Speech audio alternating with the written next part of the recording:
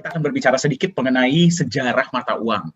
Ya, jadi sebelum kita masuk ke cryptocurrency, sebenarnya sejarah mata uang itu seperti apa dan kenapa cryptocurrency itu dibuat? Ya, mari kita akan lihat sama-sama. Pada awal peradaban manusia, barter atau sistem tukar-menukar merupakan cara bertransaksi satu sama lain. Sebagai contoh, jika Anda memiliki ayam dan Anda membutuhkan ikan, maka Anda dapat menukarkan ayam Anda dengan mereka yang memiliki ikan. Namun, bagaimana bila orang yang memiliki ikan tersebut tidak membutuhkan ayam, melainkan beras?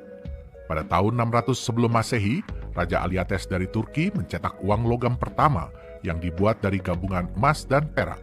Karena terbuat dari emas dan perak, uang logam ini memiliki nilai intrinsik. Uang logam ini berhasil mengurangi kerumitan yang timbul di dalam sistem barter. Namun, ada kesulitan baru yang muncul. Membawa uang logam dalam jumlah besar tidaklah mudah dan tidak aman. Pada abad 16-17 mulai muncul bank. Pemegang uang logam emas dan perak dapat menyimpannya pada bank tersebut untuk ditukarkan dengan surat hutang atau dikenal dengan IOU. Surat hutang ini adalah bukti kepemilikan sejumlah nilai uang logam emas dan perak yang disimpan dan dapat digunakan pemiliknya untuk bertransaksi serta mudah dibawa karena terbuat dari kertas. Inilah yang disebut dengan uang kertas. Dahulu, semua negara yang ingin mencetak uang kertasnya harus memiliki cadangan emas yang senilai. Kekurangan dari uang kertas ini adalah setiap uang kertas yang dicetak merepresentasikan nilai mata uang tersebut dan bukan jumlah emas yang disimpan. Sebagai contoh, ketika Anda menyimpan 100 gram emas di bank pada saat harga emas bernilai $1 per gram, Anda akan mendapatkan uang kertas senilai $100. Beberapa tahun kemudian nilai emas naik menjadi $10 per gram. Jika Anda mengembalikan uang kertas tadi yang bernilai $100 ke bank, maka bank hanya akan mengembalikan kepada Anda 10 gram emas. Hak emas Anda berkurang sebanyak 90 gram. Sehingga, jika nilai emas terus naik, nilai uang kertas Anda terus menurun dibandingkan dengan jumlah emas yang Anda simpan. Hal ini berlangsung hingga tahun 1971 ketika Presiden Amerika Serikat Richard Nixon mencabut standar emas dari sistem uang Amerika Serikat. Uang kertas yang seharusnya memiliki cadangan emas kini dapat dicetak tanpa batas. Konsep ini kemudian diikuti oleh negara-negara lain. Inilah yang disebut dengan uang fiat. Tidak terbatasnya jumlah uang fiat yang dapat dicetak menyebabkan timbulnya inflasi. Tahun 2008, Bitcoin, mata uang kripto pertama, dibuat. Mata uang kripto diciptakan dengan sistem yang memungkinkan transaksi antar individu tanpa campur tangan pihak ketiga dan memiliki jumlah yang terbatas sehingga diharapkan tidak terjadi inflasi. Tantangan utama mata uang kripto adalah tidak adanya aset yang membackup, sehingga harganya sangat berfluktuasi. Sebagian besar uang kripto yang beredar, nilainya terus-menerus turun, bahkan ada yang sudah tidak bernilai sama sekali. Nagaya hadir untuk mengembalikan dan menyempurnakan fungsi mata uang yang sebenarnya, dengan menciptakan sebuah mata uang yang jumlahnya terbatas sehingga tidak terpengaruh inflasi, di-backup oleh emas murni, artinya setiap Nagaya memiliki hak atas sejumlah emas. Jumlah emas yang membackup setiap Nagaya akan bertambah karena Nagaya akan menjalankan proyek-proyek real yang akan menambahkan jumlah emas Nagaya tersebut. Apa keuntungan Anda menjadi pemegang Nagaya?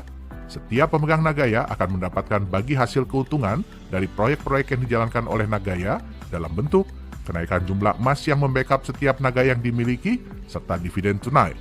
Dengan keuntungan yang didapatkan ini serta terbatasnya jumlah Nagaya akan membuat pasar global semakin ingin memiliki Nagaya, sehingga nilai pasar Nagaya yang Anda miliki dapat terus naik secara signifikan. Saat ini, Anda dapat memiliki Nagaya pada harga terendah dengan jumlah yang sangat terbatas. Jadi dari mana sih cryptocurrency itu Cryptocurrency itu hadir itu apa alasannya? Kita akan lihat bersama-sama. Ya, jadi Anda mungkin mengetahui ya bahwa pertama kali ya itu transaksi terjadi itu menggunakan barter.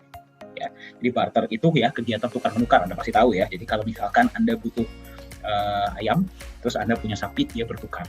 Seperti itu. Ya, jadi itu benar-benar yang paling awal, paling jebot lah. Itu metode transaksi itu adalah dengan menggunakan barter. Nah, apa tantangan barter? Ya fleksibilitas terbatas. Anda setuju ya? Anda belum tentu semua orang yang mempunyai ayam itu butuh sapi dari Anda. Mungkin dia butuhnya kayu atau beras, kan seperti itu. Dan mobilitas terbatas. Anda nggak dengan mudahnya bisa membawa sapi Anda, misalkan mesti bertukarnya berapa puluh kilometer gitu kan susah. Ya. Jadi mobilitas sangat terbatas. Jadi dibuatlah pada saat itu uang logam. Ya, jadi uang logam itu pertama kali diprakarsai oleh bangsa Lydia. Ketika itu dibuatnya itu dari dibuatnya dari campuran emas dan perak yang namanya elektrum. Ya. Jadi untuk mendapatkan sebuah barang itu mereka harus menukar dengan uang logam yang sesuai. Jadi kan lebih uniform ya untuk semuanya. Tetapi kembali mobilitas terbatas, berarti kalau untuk membawa uang logam yang berat itu kan sangat sulit ya. Tidak aman, disinilah mulai muncul tuh yang namanya begal. Orang lagi jalan tiba-tiba diambil uang logamnya. Ya, dan logam mulianya juga terbatas, nggak mungkin terus bisa dibuat namanya elektrum tersebut. Jadi pada saat itu dibuatlah uang kertas. Ya, uang kertas ini kalau nanti mungkin Pak Yohanes akan bercerita lebih dalam mengenai ini ya, tapi uang kertas ini adalah sebuah bentuk bukti penyimpanan, bukti kepemilikan atas sejumlah uang logam. Yang berarti kita juga bisa sebut sebagai IOU. Ya. Jadi Anda simpan uang logam Anda di satu tempat, Anda dapatlah uang kertas ini, yang berarti Anda memiliki sekian banyak uang logam. Tetapi tantangan utama dari uang kertas atau uang kertas berpindah menjadi uang fiat ya, yang berarti tidak ada backupnya. Ya, itulah tantangan utamanya sebenarnya. Ya, beberapa tantangannya adalah yang pertama tidak aman, yang kedua nilainya terus berkurang. Ya, berarti dengan lebih banyaknya uang kertas ini di-print oleh bank sentral, oleh yang meng-issue ya, berarti nilai dari uang kertas tersebut itu terus berkurang. Itulah kenapa kita memiliki yang namanya inflasi. Karena dia itu jumlahnya tidak terbatas. Bisa kalau kurang di-print lagi, kalau kurang di-print lagi, kalau kurang di-print lagi. Itulah kekurangan dari uang kertas. Nah, kemudian muncullah uang elektronik ya, contohnya OVO, GoPay, Dana, M-Banking. Apakah uang elektronik ini menyelesaikan tantangan dari inflasi? Tidak, dia hanya memudahkan saja. Ya, tapi dengan munculnya uang digital, muncullah permasalahan-permasalahan baru. Contohnya tentang pemalsuan. Kalau misalkan Anda menggunakan mata uang, misalkan alat transaksi digital, misalkan OVO, GoPay, Dana, dan sebagainya, data Anda hanya disimpan di satu server saja, yaitu server perusahaan tersebut atau server bank tersebut. Yang jadi pertanyaan adalah, bagaimana kalau server tersebut dijebol atau dihack? Ya, dan yang kedua, kita tahu dari mana data kita itu benar-benar disimpan dan tidak diperjualbelikan. Ya, jadi mungkin Anda pernah baru buka bank, ya tiba-tiba besoknya udah dapat tawaran kartu kredit. Nah, itu kan kita nggak tahu dari mana. Ya, jadi itulah beberapa tantangan-tantangan yang terjadi sehingga warga dunia ini mulai berpikir, apa ya solusinya agar kita bisa bertransaksi peer-to-peer, mengatasi permasalahan inflasi, ya mengatasi permasalahan inflasi bisa bertransaksi peer-to-peer. Ya, apa solusinya? Apa yang harus kita perlakukan? Jadi tidak ada yang namanya pihak ketiga.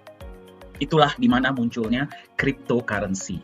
Ya, jadi mata uang kripto ini muncul untuk sebenarnya menyelesaikan tantangan-tantangan yang ada di sistem keuangan yang sudah ada sekarang. Jadi dia itu berbentuk revolusi istilahnya ya, revolusi untuk istilahnya kita menciptakan sebuah mata uang baru yang tidak akan kena inflasi, tidak hanya divalidasi oleh otoritas sentral dan bisa dari kita, oleh kita, untuk kita. Nah, ternyata dia itu sudah mulai terkenal ya sekarang, apalagi kemarin Bitcoin nilainya sudah sangat tinggi. Nah, apa perbedaan dari cryptocurrency dan uang digital dan uang-uang lainnya? Ya, dan apa sih sebenarnya potensi ke depannya? Nah, itu yang akan bawakan bukan saya. Yang akan bawakan sesi selanjutnya ini adalah CEO dari Nagaya Technologies. Ya, beliau sekarang kita sudah berkecimpung di dunia cryptocurrency ini sudah 3-4 tahun. Ya, jadi beliau yang akan berbagi. Untuk itu, saya persilahkan CEO Nagaya Technologies, Pak Yohanes Chandra, untuk berbagi mengenai cryptocurrency. Silahkan, Pak. Ya, baik. Terima kasih, Pak Dani. Ya, jadi selamat pagi, Bapak-Bapak, Ibu-Ibu. Ya, selamat datang dan terima kasih ya sudah meluangkan waktunya ya untuk menghadiri. Kita ingin memberikan sedikit ya tentang cryptocurrency itu apakah bisa menjadi future of money. Jadi Dr. Anton udah bilang ya, ini fenomena yang cukup luar biasa. Terus kemudian juga bahkan Bank Sentral kita, Bank Indonesia itu berencana untuk menerbitkan mata uang digital. Nah, apakah mata uang digital yang nantinya diterbitkan oleh Bank Indonesia ini sebuah cryptocurrency? Itu jawabannya tidak. Jadi di sini juga kita akan membahas apa sih bedanya tentang mata uang digital dan cryptocurrency. Jadi apa sih mata uang kripto? Ya, mata uang kripto adalah sebenarnya sebuah aset digital. Ya, jadi Bapak Ibu nggak bisa pegang bentuknya. Jadi nggak ada fisiknya. Kalau ditanya Bitcoin itu bentuknya seperti apa sih? Ya, terus kemudian kalau ada yang bilang, saya pernah lihat loh koinnya Bitcoin. Ya, itu bukan Bitcoin. Ya, itu orang mungkin bikin mock-up ya. Semacam apa ya, souvenir lah. Ya, dalam bentuknya itu dibuat seperti logonya Bitcoin. Ya, tapi Bitcoin itu Bapak Ibu tidak bisa pegang. Jadi tidak ada fisiknya. Dia digital, ya kan? Yang memang dirancang itu untuk media pertukaran. Jadi pada awalnya itu belum dibuat sebagai sebuah mata uang ya, karena gini, konsep mata uang itu baru bisa dibilang mata uang kalau memang ada orang yang mau menerima sebagai alat pembayaran. Ya, nah, jadi pada awalnya itu adalah sebagai media pertukaran. Jadi ya menggunakan kriptografi yang kuat. Ya, terus sistem blockchain dan ledger yang terdistribusi. Nah, ini kita lihat, ini adalah 3 kunci dari sebuah mata uang kripto. Ya, yaitu kriptografi. Kriptografi itu artinya data-data Bapak Ibu itu dienkripsi. Jadi contoh password ya, kalau Bapak Ibu misalnya passwordnya mau tahu aja deh lu gitu ya. Nah, itu tidak akan muncul mau tahu aja deh lu di dalam sistemnya, tetapi itu berupa angka dan huruf yang di random, diacak ya. Nah, terus kemudian dia menggunakan sistem blockchain. Sistem blockchain ini pun di dunia database itu sebenarnya sudah lama digunakan. Ya, dan ledger terdistribusi untuk mengamankan transaksi keuangan, ya kan, terus untuk mengontrol penciptaan unit tambahan. Jadi mata uang itu yang Bapak Ibu tahu kalau Bitcoin kan pada saat ini kan keluarnya itu 6,25 Bitcoin setiap blok yang terjadi. Ya, jadi itu dikontrol dengan 3 sistem ini. Kemudian untuk memverifikasi aset yang dilakukan, transfer Bitcoin yang dilakukan atau transfer mata uang kita yang dilakukan itu valid nggak, benar nggak, boleh nggak dilakukan. Ya, nah, satu hal yang saya ingin katakan adalah kenapa ya kita di sini tidak membahas hari ini, kita nggak ngebahas nih apa sih itu kriptografi secara detail ya, apa itu sistem blockchain secara detail, ledger terdistribusi secara detail, nanti Bapak Ibu pasti ngantuk semua ya. Nah, ini 3 hal ini ya, jadi sebenarnya gini, Bitcoin itu bukan menggunakan teknologi yang wow ya. Tadi saya lihat di backgroundnya Dr. Anton itu ada AI ya. Nah, itu adalah teknologi yang wow ya. Tapi apa teknologi yang digunakan oleh Bitcoin? Ya, itu bukan teknologi yang wow, Bapak Ibu. Ya, jadi banyak teknologi-teknologi yang digunakan oleh mata uang kripto itu bukan sesuatu yang luar biasa. Ya. Bahkan kalau kita di dunia programming, ya kan, kita ngelihat sistem yang dipakai sama Bitcoin itu kita cukup amazed. Amazed-nya kenapa? Sesuatu yang sangat simple, sesuatu yang orang tidak pernah duga bahwa ini bisa menjadi hal yang luar biasa. Ya, tetapi yang harus diingat begini. Bitcoin atau seseorang yang namanya Satoshi Nakamoto, dan saya yakin itu bukan orang Jepang, ya, dia berhasil menggabungkan 3 buah konsep, yaitu konsep enkripsi, sistem blockchain, dan ledger yang terdistribusi. Karena dia berhasil menggabungkan 3 konsep ini, sehingga menciptakan sebuah aset yang sangat aman. Ya, secara teknologi ya, sangat aman. Oke?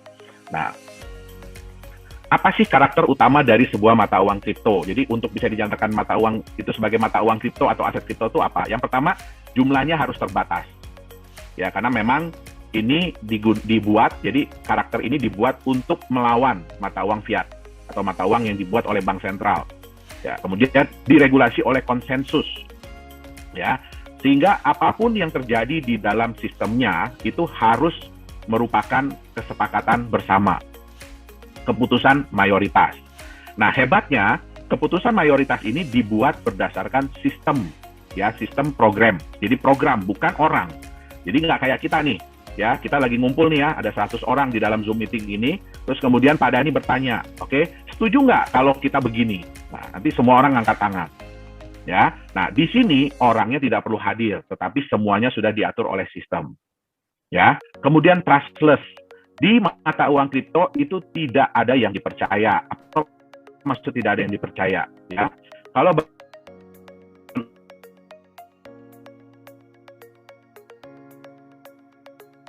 ya, uang sejumlah itu adalah si bank ABC, ya. Jadi kalaupun misalnya 10 orang, ya, pada tanggal sekian saya ada deposit uang sejumlah berapa miliar di bank ABC ini, ya. Nah, terus bukti yang Bapak Ibu pegang itu yang kertas setoran, slip setoran itu mungkin hilang. Ya. Nah, itu nanti ya kalau bank bisa bilang, jadi bank bisa bilang ini, enggak, Bapak Ibu punya uang sekian miliar, mungkin cuma berapa puluh juta. Gitu loh, mungkin cuma berapa puluh juta. Nah, yang berhak untuk menentukan benar atau tidak itu hanya 1 orang. Ya, nah di mata uang kripto itu tidak bisa terjadi. Jadi di mata uang kripto itu semua orang nggak ada yang saling percaya. Ya, semua orang nggak ada yang saling percaya. Tadi yang saya bilang distributed ledger itu artinya apa? Ledger itu Bapak Ibu tahu ya, kayak ya, di sini kan ada banyak teman-teman pengusaha ya. Nah, ledger itu adalah buku, jadi buku transaksi. Ya, jadi kita semua itu mencatat transaksi apapun yang terjadi, ya, semua orang pegang buku masing-masing. Jadi pada saat ada suatu transaksi antara si A dengan si B, ya semua orang akan ngecek di buku masing-masing, bener nggak si A itu punya uang sekian. Ya, begitu ada satu aja yang menyatakan, di buku saya itu salah loh. Ya, di buku saya itu saya udah hitung, A itu nggak punya sekian. Nah, sistem itu akan warning. Ya, jadi dia akan warning, terus dia akan ngasih tahu ke yang lain-lain, ini bener nggak sih si A ini punya dana sekian, sehingga yang lain ikutan ngitung. Ya, nah itu seperti yang disebut dengan trustless. Jadi nggak ada satu pihak yang menyatakan bahwa, oh bener kok si A punya. Terus kalau ada yang lain bilang nggak, dia nggak punya, nah itu, terus dia bilang, yang si pihak yang paling utama ini nggak bisa bilang, oh nggak peduli saya, ya di buku saya dia bener. Nah itu nggak bisa terjadi. Kemudian transparan. Apa yang dimaksud dengan transparan? Ya, kalau di dunia perbankan, Bapak Ibu mau ngecek nih, misalkan Pak Dani bilang sama saya, Pak saya udah transfer duit, mungkin Bapak Ibu ingat ya, dulu itu bank itu biasanya jam 10 itu dia melakukan maintenance, ya, jadi dia melakukan maintenance. Pak Dani udah transfer uang ke saya, tapi belum tentu uangnya udah masuk di rekening saya, jadi angka itu belum muncul di tempat saya, tapi di tempat Pak Dani udah kepotong. Nah ini dulu banyak disalahgunakan ya oleh orang-orang yang tidak bertanggung jawab. Jadi mereka itu selalu melakukan transfer itu malam-malam. Ya, terus mereka akan bilang, oh saya udah transfer, ya kan? Tapi di bank saya belum muncul nih. Nah, akhirnya gimana? Mau nelpon ke bank juga nggak bisa, karena di data bank itu juga kalau dia lagi maintenance nggak akan muncul di CS, di customer service itu nggak akan muncul.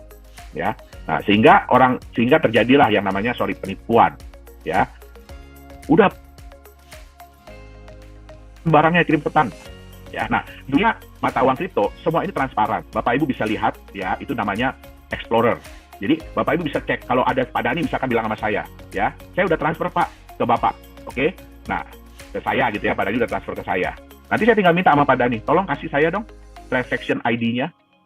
Nah, saya tinggal masukin di Block Explorer itu transaction ID, saya bisa cek, bener nggak Pak Dani ada kirim ke alamat yang saya kasih, ya, ke nomor rekening yang saya kasih. Nah, jadi nggak perlu lagi telepon-telepon ke bank segala macam. Ya, transparan, tapi rahasia. Nah, gimana caranya sesuatu yang transparan tapi rahasia? Ya, nah di dunia cryptocurrency, di dunia mata uang kripto, ya, orang itu dikenal dengan yang namanya wallet address. Jadi alamat wallet, alamat dompet. Nah ini bentuknya adalah kombinasi antara angka dengan huruf yang panjang sekali, ya. Sehingga siapa yang bisa mengetahui? Ada nih, semua orang bisa tahu. Oh ada transferan dari si alamat wallet A ke alamat wallet B. Tapi sejauh itu aja mereka bisa tahu. Mereka nggak bisa tahu siapakah si A, siapakah si B. Yang tahu hanya si A dan si B. Nah itu dia. Jadi walaupun transparan tapi rahasia. Kemudian sulit dimanipulasi. Kenapa saya bilang sulit dimanipulasi? Bukan tidak bisa ya, tapi sangat sulit dimanipulasi. Kenapa? Karena setiap orang itu memegang buku besar, buku transaksi itu setiap orang pegang. Jadi kalau mau dimanipulasi, bayangkan ya, kalau data itu hanya ada di 1-2 server, oke lah, hacker tinggal masuk, rubah datanya di 1-2 server, ganti semua itu angkanya. Tapi bagaimana caranya merubah ya dalam waktu yang sangat cepat, data di ribuan atau ratusan ribu. Ya, sekarang ini pemegang data wallet di Bitcoin ya itu sudah hampir 1 juta wallet. Jadi udah hampir 1 juta komputer yang memegang data transaksi Bitcoin. Ya, jadi Bapak Ibu bisa bayangkan bagaimana hacker itu mau ngerubah data, ya, dia harus ngerubah data di berapa? 501.000 komputer. Dalam waktu yang sangat cepat. Nah, itu sangat sulit untuk dilakukan. Kemudian ya sudah pasti ya harus mudah dipindah ya. Jadi kalau yang namanya mata uang kripto itu kalau transfernya susah, ya mesti telepon dulu ke kantor, mesti diverifikasi dulu. Nah, itu namanya bukan mata uang kripto. Oke? Jadi inilah karakter-karakter utama dari sebuah mata uang kripto.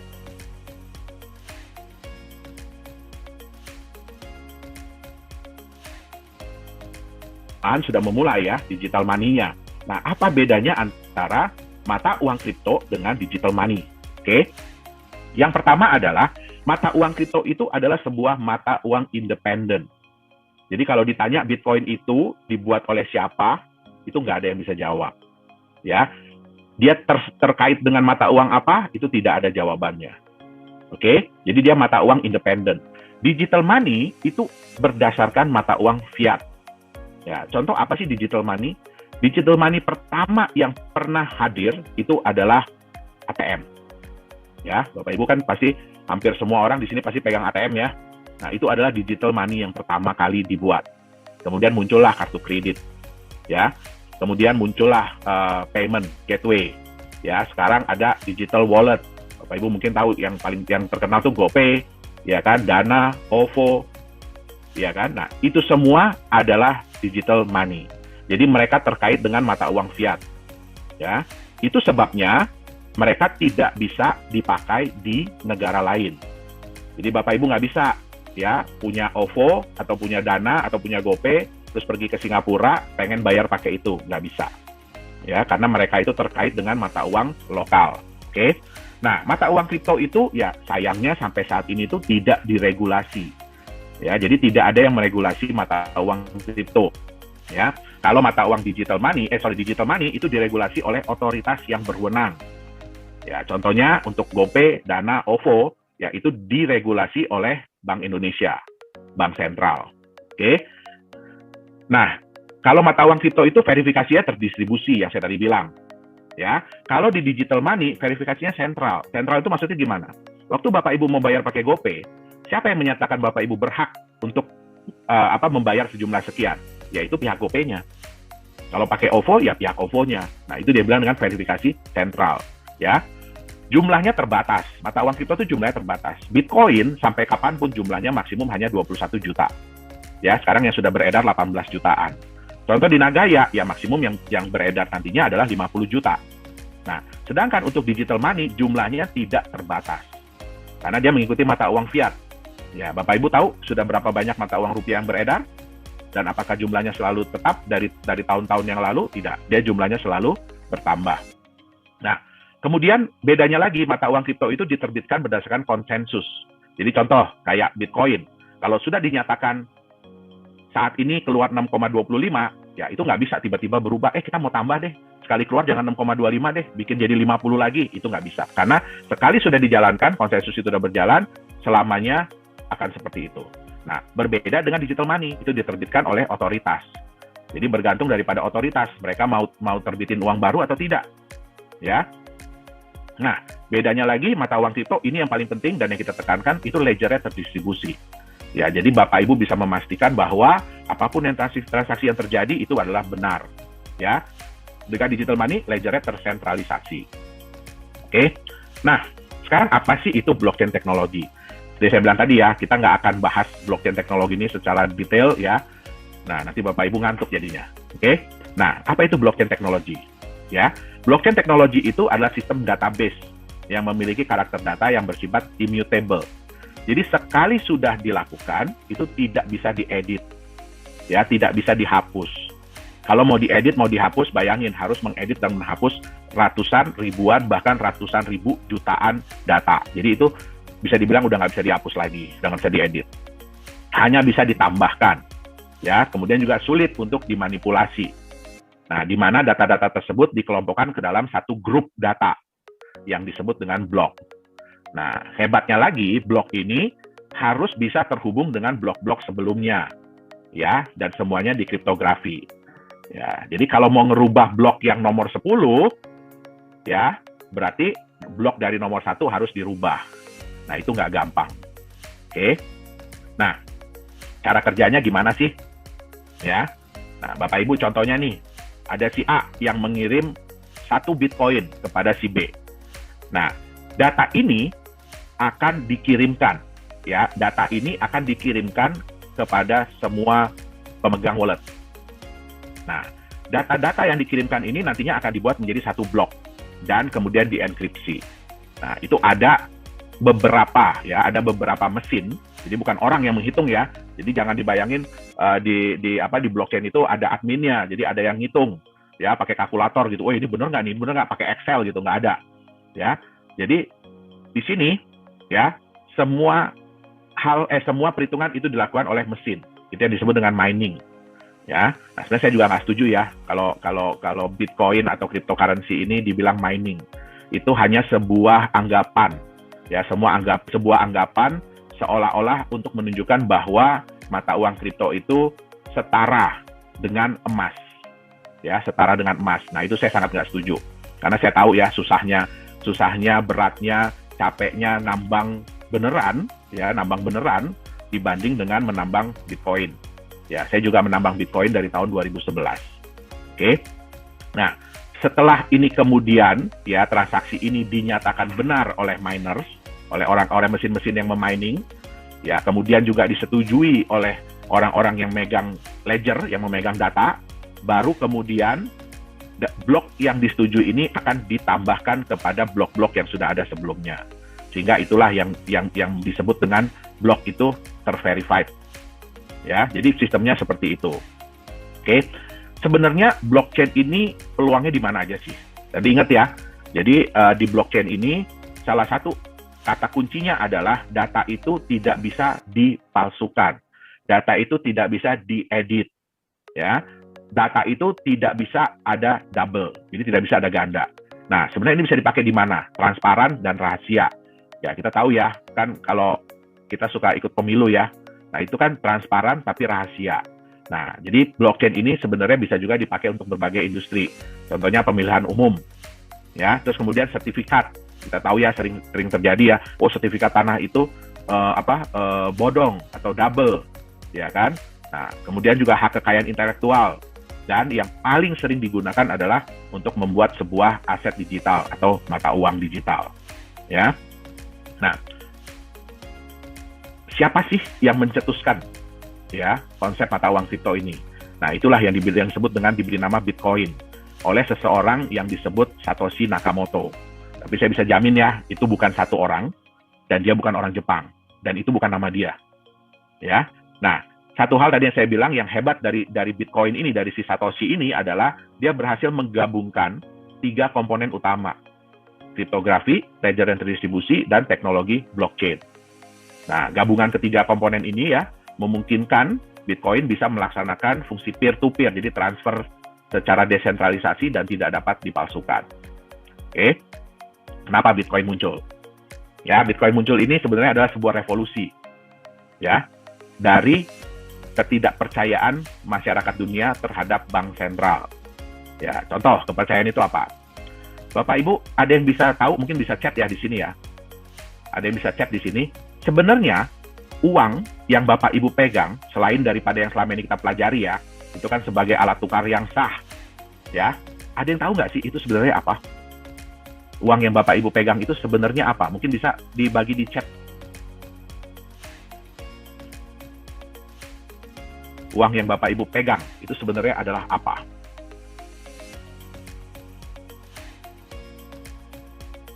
Mungkin Pak Dhani udah ada belum Pak yang ngechat Pak? Di sini saya nggak bisa chat Pak Dhani. Surat hutang pemerintah. Oh, udah ada yang muncul ya? IOU, pemerintah, pinjaman, kertas yang tidak ada nilainya. Ya, betul. Pembayaran, ya. Ya, jadi benar itu yang dibilang hutang. Ya, jadi sebenarnya uang yang Bapak Ibu pegang itu adalah surat hutang. Ya, pertanyaannya adalah siapa yang berhutang? Ya, yang berhutang itu adalah orang yang bikin pastinya. Ya, jadi siapa yang menciptakan uang itu? Jadi seolah-olah kayak begini. Ya, saya berhutang kepada Pak Dhani. Terus kemudian saya bilang, Pak Dhani, ini saya bayar pakai kertas ya. Di sini saya tulis, saya berhutang sama Pak Dhani 100.000. Kemudian saya kasihkan ke Pak Dhani. Ya, nanti dari uang ini Pak Dhani mau bayar orang nih. Ini saya pegang surat hutang dari Pak Yohanes. Ya, nilainya 100.000. Nanti kamu pegang ini ya, kalau kamu mau tagih, kamu tagih ke dia. Ya, ke Pak Yohanes. Nah, bayangkan, ya, Bapak Ibu biasanya kalau mau berhutang, itu kan setengah mati ya. Kalau kita mau pinjaman nih ke bank, ya, atau ke BPR, ya, atau ke koperasi, itu kan nggak gampang ya. Itu melalui proses. Nah, terus kemudian bisa nggak dengan gampangnya bilang begini, saya kan udah ada utang nih 1 miliar. Saya mau pinjam lagi dong. Ya, saya mau nambah utang saya jadi 2 miliar. Terus tinggal minta aja, tinggal ngambil aja. Nggak bisa, tentu harus diverifikasi dulu. Ya, nah hebatnya di konsep mata uang itu, ya, itu bisa dicetak terus. Jadi uang ini, jumlah hutang ini bisa dicetak sendiri. Ya, tentu saja memang ada hal-hal yang dipertimbangkan. Ya, tetapi ya kan berarti enak banget dong ya. Nah, itulah salah satu hal yang pertama. Ya, ini juga muncul awalnya karena krisis, ya, krisis moneter. Ya, Bapak Ibu sering baca ya, begitu ada krisis moneter biasanya mata uang kita itu anjlok. Ya, terus kemudian di Amerika kalau udah krisis moneter, ya bank sentralnya gampang aja ya, tinggal cetak duit, bagi-bagi lagi ke orang. Ya kan, apalagi Amerika, mohon maaf. Ya, karena memang sekarang ini patokan mata uang dunia memang masih di US dollar. Makanya banyak negara yang berusaha untuk mengurangi kekuatan US dollar. Oke. Nah, yang kedua, Bapak Ibu, berapa banyak yang percaya bahwa kalau Bapak Ibu setor uang gitu, anggap 10 miliar ya hari ini. Bapak Ibu yakin nggak besok uang itu masih ada di bank tersebut? Ya, nggak bisa. Buktinya apa? Ya, buktinya paling gampang apa? Bapak Ibu setor hari ini 10 miliar, anggap nggak usah hari ini ya, siang ini 10 miliar. 2 jam lagi Bapak Ibu bilang, saya nggak jadi, saya mau tarik lagi itu yang 10 miliar. Nggak bisa Bapak Ibu. Ya, harus lapor dulu ke Bank Indonesia, ya harus ini itu dulu. Pertanyaannya kan satu, itu uang siapa? Nah, jadi hal-hal seperti inilah yang memunculkan ketidakpercayaan ya masyarakat terhadap bank, bukan cuma bank sentral tetapi terhadap perbankan. Sehingga mereka mencoba, gimana ya caranya ya, kita bikin yuk mata uang dari kita, oleh kita, untuk kita. Ya, jadi dicobalah menghadirkan mata uang digital yang tidak membutuhkan otoritas sentral. Oke, nah transaksi, di mana transaksi dalam jaringannya itu divalidasi oleh anggota jaringan tersebut, ya, oleh penggunanya. Nah, peluangnya apa yang diharapkan dari munculnya Bitcoin dan teman-temannya?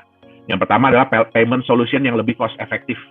Jadi, cara pembayaran yang biaya transaksinya itu nggak mahal. Ya. Kemudian yang kedua, transfer uang yang jauh lebih nyaman. Jadi, Bapak Ibu nggak perlu pergi ke bank, nggak perlu isi-isi formulir ini itu, tapi sudah bisa ditransfer dengan mudah. Aset yang sulit untuk dimanipulasi. Ya. Keamanan dari identitas. Oke, ini plus minus ya, saya nggak bisa bilang ini positif, ya karena ya kita nggak bisa pungkiri ya, bahkan Bitcoin sekalipun itu ya kalau orang bilang ya dipakai untuk hal-hal yang negatif, ya bisa aja. Ya, tapi terlepas dari ini semua, ya kita juga tahu ya yang namanya US dollar juga dulu dipakai buat dagang senjata, buat narkoba gitu ya, transaksi narkoba. Jadi ya kita nggak bisa bilang ini plus atau minus lah. Kemudian, nah ini dapat dijadikan instrumen investasi ya. Nah, ini yang akan kita bahas lebih dalam ya hari ini. Oke. Kenapa? Bapak Ibu bisa lihat bahwa sekarang ini, terutama beberapa bulan belakangan ini, kapitalisasi pasar dari cryptocurrency itu meningkat jauh. Ya, yang tadinya di angka 600-an juta dolar, sekarang sudah 1,4 miliar. 1,4 triliun. Ya, dari 600 miliar udah menjadi 1,4 triliun.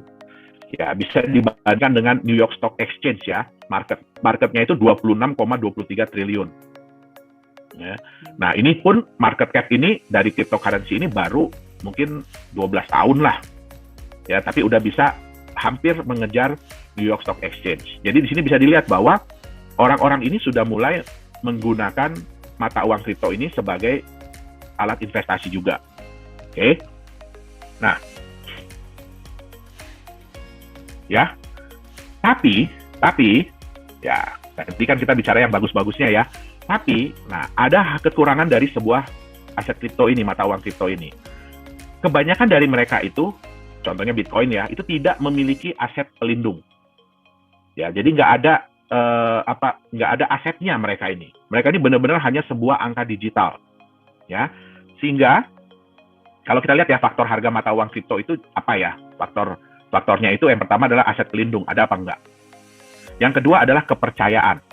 Nah, ini adalah dua faktor utama dari mata uang kripto. Ya. Nah, sekarang, ini mestinya aset pelindungnya dicoret ya. Apa yang terjadi kalau aset pelindung ini tidak ada? Artinya dia benar-benar hanya bergantung kepada kepercayaan. Nah, yang terjadi adalah kepercayaan dan harga itu akan berbanding lurus. Ya, akan saling menguatkan. Ya, jadi kalau kepercayaan naik, harga pun akan semakin tinggi, akan semakin besar. Ya, harga semakin besar, orang akan lebih percaya. Ya, sehingga kepercayaannya akan naik. Ya, kemudian harga akan jadi lebih besar lagi. Ya, jadi ini yang dibilang multiplying efeknya tinggi sekali. Makanya volatilitas harga di kripto itu wow. Bapak Ibu bisa lihat di chart ya, Bitcoin itu sehari bisa naik sampai 20%. ya, tapi itu bisa turun sampai 20% sehari. Oke. Nah, ini kalau kepercayaan naik, itu bagus. Ya, tapi bagaimana kalau kepercayaan turun? Ya, harga udah besar, kepercayaan turun. Pasti harganya akan berkurang. Ya, harganya pun akan turun. Harga turun karena dia benar-benar hanya murni mengandalkan kepercayaan, ya berarti kepercayaannya akan turun juga. Tambah turun lagi, harga akan semakin kecil lagi, semakin turun. Nah, inilah resiko yang ada di mata uang kripto. Ya, di aset kripto. Nah, apa contohnya? Bapak Ibu, kenal nggak orang ini siapa nih? Ya, ini lagi naik daun banget nih. Ya, nah ini Elon Musk. Ya, dia kalau sekarang bukan CEO Tesla ya, dia Vice CEO. Jadi dia adalah Vice CEO dari Tesla. Ya, apa yang baru-baru ini dia lakukan di dunia mata uang kripto? Ya, nah Bapak Ibu mungkin dengar ya, wah kemarin itu dalam satu hari Bitcoin itu naik hampir $20.000. Ya, dalam satu hari naik hampir $20.000. Ya, nah siapa yang melakukan? Orang ini. Nah, banyak yang senang, Bitcoin naik sampai $20.000. Ya, bagi kami ya yang penggiat di mata uang kripto, ini sebenarnya adalah nilai negatif. Kenapa? Kejadian kemarin ini menunjukkan bahwa mata uang kripto ini masih fragile, jadi masih rapuh. Ya, belum bisa dibilang sebagai aset yang kuat, belum bisa dibilang sebagai aset yang mature, yang dewasa. Ya, apa yang terjadi kemarin? Ya, ini kalau mungkin Bapak Ibu belum kepikiran apa sih strategi yang dilakukan oleh yang namanya Elon Musk ini. Ya, jadi pertama kali itu dia mencoba ini mata uang kripto ini seberapa kuatnya sih. Jadi dia nyoba-nyoba dulu dengan mata uang yang namanya Doge. Doge itu kalau di dunia kripto itu sudah dianggap ya itu mata uang receh lah. Ya, jadi dia coba dulu. Dia coba nge-tweet ya, I love Doge.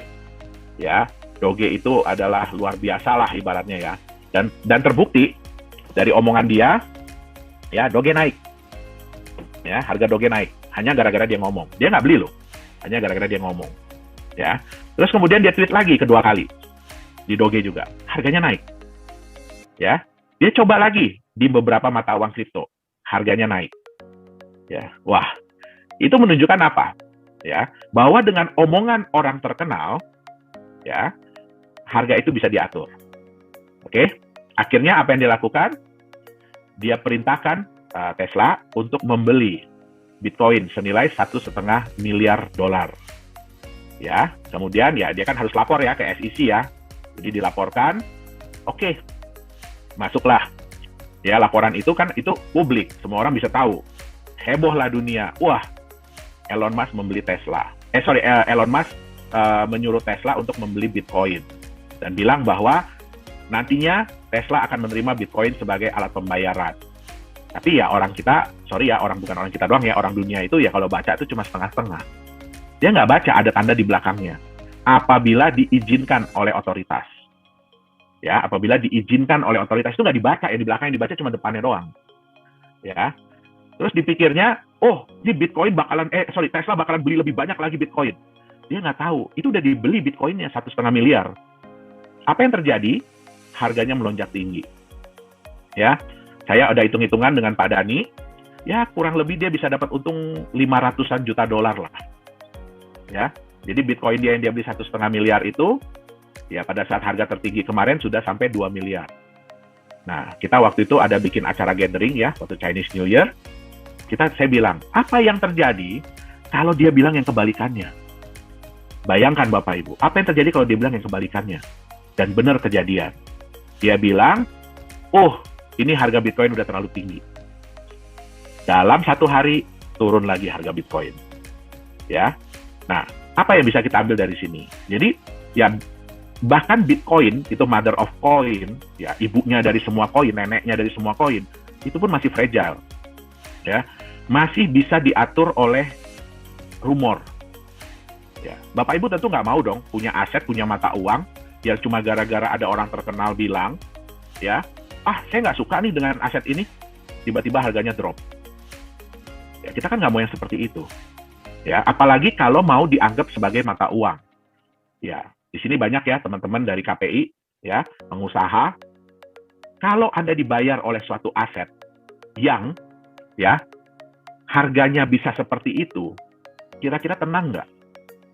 Ya. Saya lagi baru terima pembayaran nih, pakai koin ABC, ya, tiba-tiba 1 jam kemudian harga turun 10%. Stres nggak? Nah, ya, jadi kita sendiri bisa bilang bahwa ya untuk saat ini, ya, resiko untuk menerima cryptocurrency sebagai mata uang, sebagai alat pembayaran, ya itu masih tinggi sekali.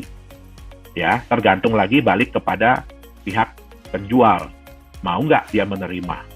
Ya, nah tapi apakah terus, jadi nggak bisa dong Pak, ya cryptocurrency itu diterima sebagai mata uang kripto. Bisa, ya, tetapi harus ada harus ada sesuatu yang membantu dia. Ya, jadi kalau kita bilang ya mata uang kripto ini anggap masih kayak anak kecil, ya, anak umur 11 bulan lah, ya, 11 bulan 1 tahun, yang lagi berusaha untuk jalan, yang lagi berusaha untuk berlari. Ya, tentu saja nggak bisa ya, tiba-tiba langsung jalan lari gitu ya, nggak bisa ya, ada yang nabrak tembok, ada yang jatuh. Nah, sehingga perlu sesuatu untuk membimbing dia, untuk menjaga dia. Ya, nah, saya sampai lupa, gara-gara ngebahas orang ini saya sampai lupa, ini chartnya. Ya, ini chartnya. Ya, jadi Bapak Ibu bisa lihat ya, di titik ini, ya Tesla menyatakan bahwa dia membeli 1,5 miliar Bitcoin. Ya, nah harga naik, ya. Nah, begitu harga sudah naik, terus dia bilang, ya, wah, Bitcoin price seems high. Jadi ini udah terlalu tinggi nih harga Bitcoin. Udah jeblok lagi harga Bitcoin. Nah, kali ini si Elon Musk ini kena getahnya. Tadi yang Dr. Anton bilang ya, saham Tesla turun. Ya kenapa? Ini udah kebiasaan dia. Ya, sebenarnya nggak boleh aset sebuah perusahaan, apalagi kas ya, uang kas dan setara kas, itu dengan gampangnya CEO bilang, wah udah kita pindahin aja ke Bitcoin. Ya, kita pindahin aja ke Bitcoin. Karena semua orang udah tahu, ya Bitcoin itu high risk. Ya, nah terus dengan gampangnya dia bilang, udah kita pindahin aja ke Bitcoin. Ya, itulah yang menyebabkan ketidakpercayaan dari pemegang-pemegang saham dia. Walaupun harga Bitcoin naik. Nah, di sini dia rugi. Mungkin dia dapat keuntungan dari Bitcoin 500 juta dolar, ya, tapi dari penurunan harga saham, ya dia kehilangan nilai saham dia hampir 200 miliar, kalau nggak salah saya, 200 miliar dolar. Nah, jadi sekali ini dia kena getahnya. Ya, makanya juga CEO Microsoft bilang, ya, kalau Anda tidak sekaya Elon Musk, jangan deh bermain di Bitcoin. Ya, kenapa? Bitcoin ini, jujur, Bitcoin ini sudah dianggap bukan lagi sebagai mata uang sebenarnya, tetapi sudah dianggap sebagai gambling atau judi. Ya, kenapa? Ya karena volatilitasnya tinggi, kemudian terlalu terkait dengan rumor, ya. Nah, itu yang menyebabkan banyak ahli-ahli yang menyatakan bahwa ini bukan lagi mata uang kripto, konsepnya udah beralih jauh. Ya, ini udah dianggap gambling, ya. Oke. Nah, saya bilang tadi ya, jadi banyak orang yang mengklaim bahwa Bitcoin itu emas, Bitcoin itu sama dengan emas. Ya, tapi kita lihat dulu volatilitas antara Bitcoin dengan emas. Ya, ini Bitcoin chart. Ya, Bapak Ibu bisa lihat ya, itu sekali naiknya bisa wow, sekali turunnya bisa wow. Ya, nah ini dengan emas. Kalau kita lihat di jangka panjang, memang emas memang ada naik turunnya. Tapi kalau kita lihat grafik secara jangka panjang, ya emas itu relatif naik. Itu dia. Oke. Nah, kita bicara Bitcoin ya. Bitcoin ini yang sukses lah ya, kita bicara ya. Tapi ya kesuksesan dia itu juga bukan dalam waktu yang singkat. Ya, tapi butuh waktu. Bitcoin itu baru mendapatkan pengakuan itu di tahun ke-6, tahun ke-7. Ya, baru kemudian berkembang pesat. Bahkan di tahun 2018 dia sempat drop jauh sekali sampai tingkat kepercayaan orang itu ya bisa dibilang rendah banget lah. Nah, sayangnya ya banyak sekali pengikutnya. Ini Bapak bisa lihat ya di coinmarketcap.com, hari ini aja cryptocurrency, mata uang kripto yang muncul itu sudah mencapai 8.697. Jadi banyak sekali pengikut-pengikut dari Bitcoin. Ya, banyak orang-orang yang menyatakan begini, kalau Bapak Ibu beli Bitcoin itu harga udah terlalu mahal, udah terlalu tinggi. Mendingan beli koin kami, harga masih murah.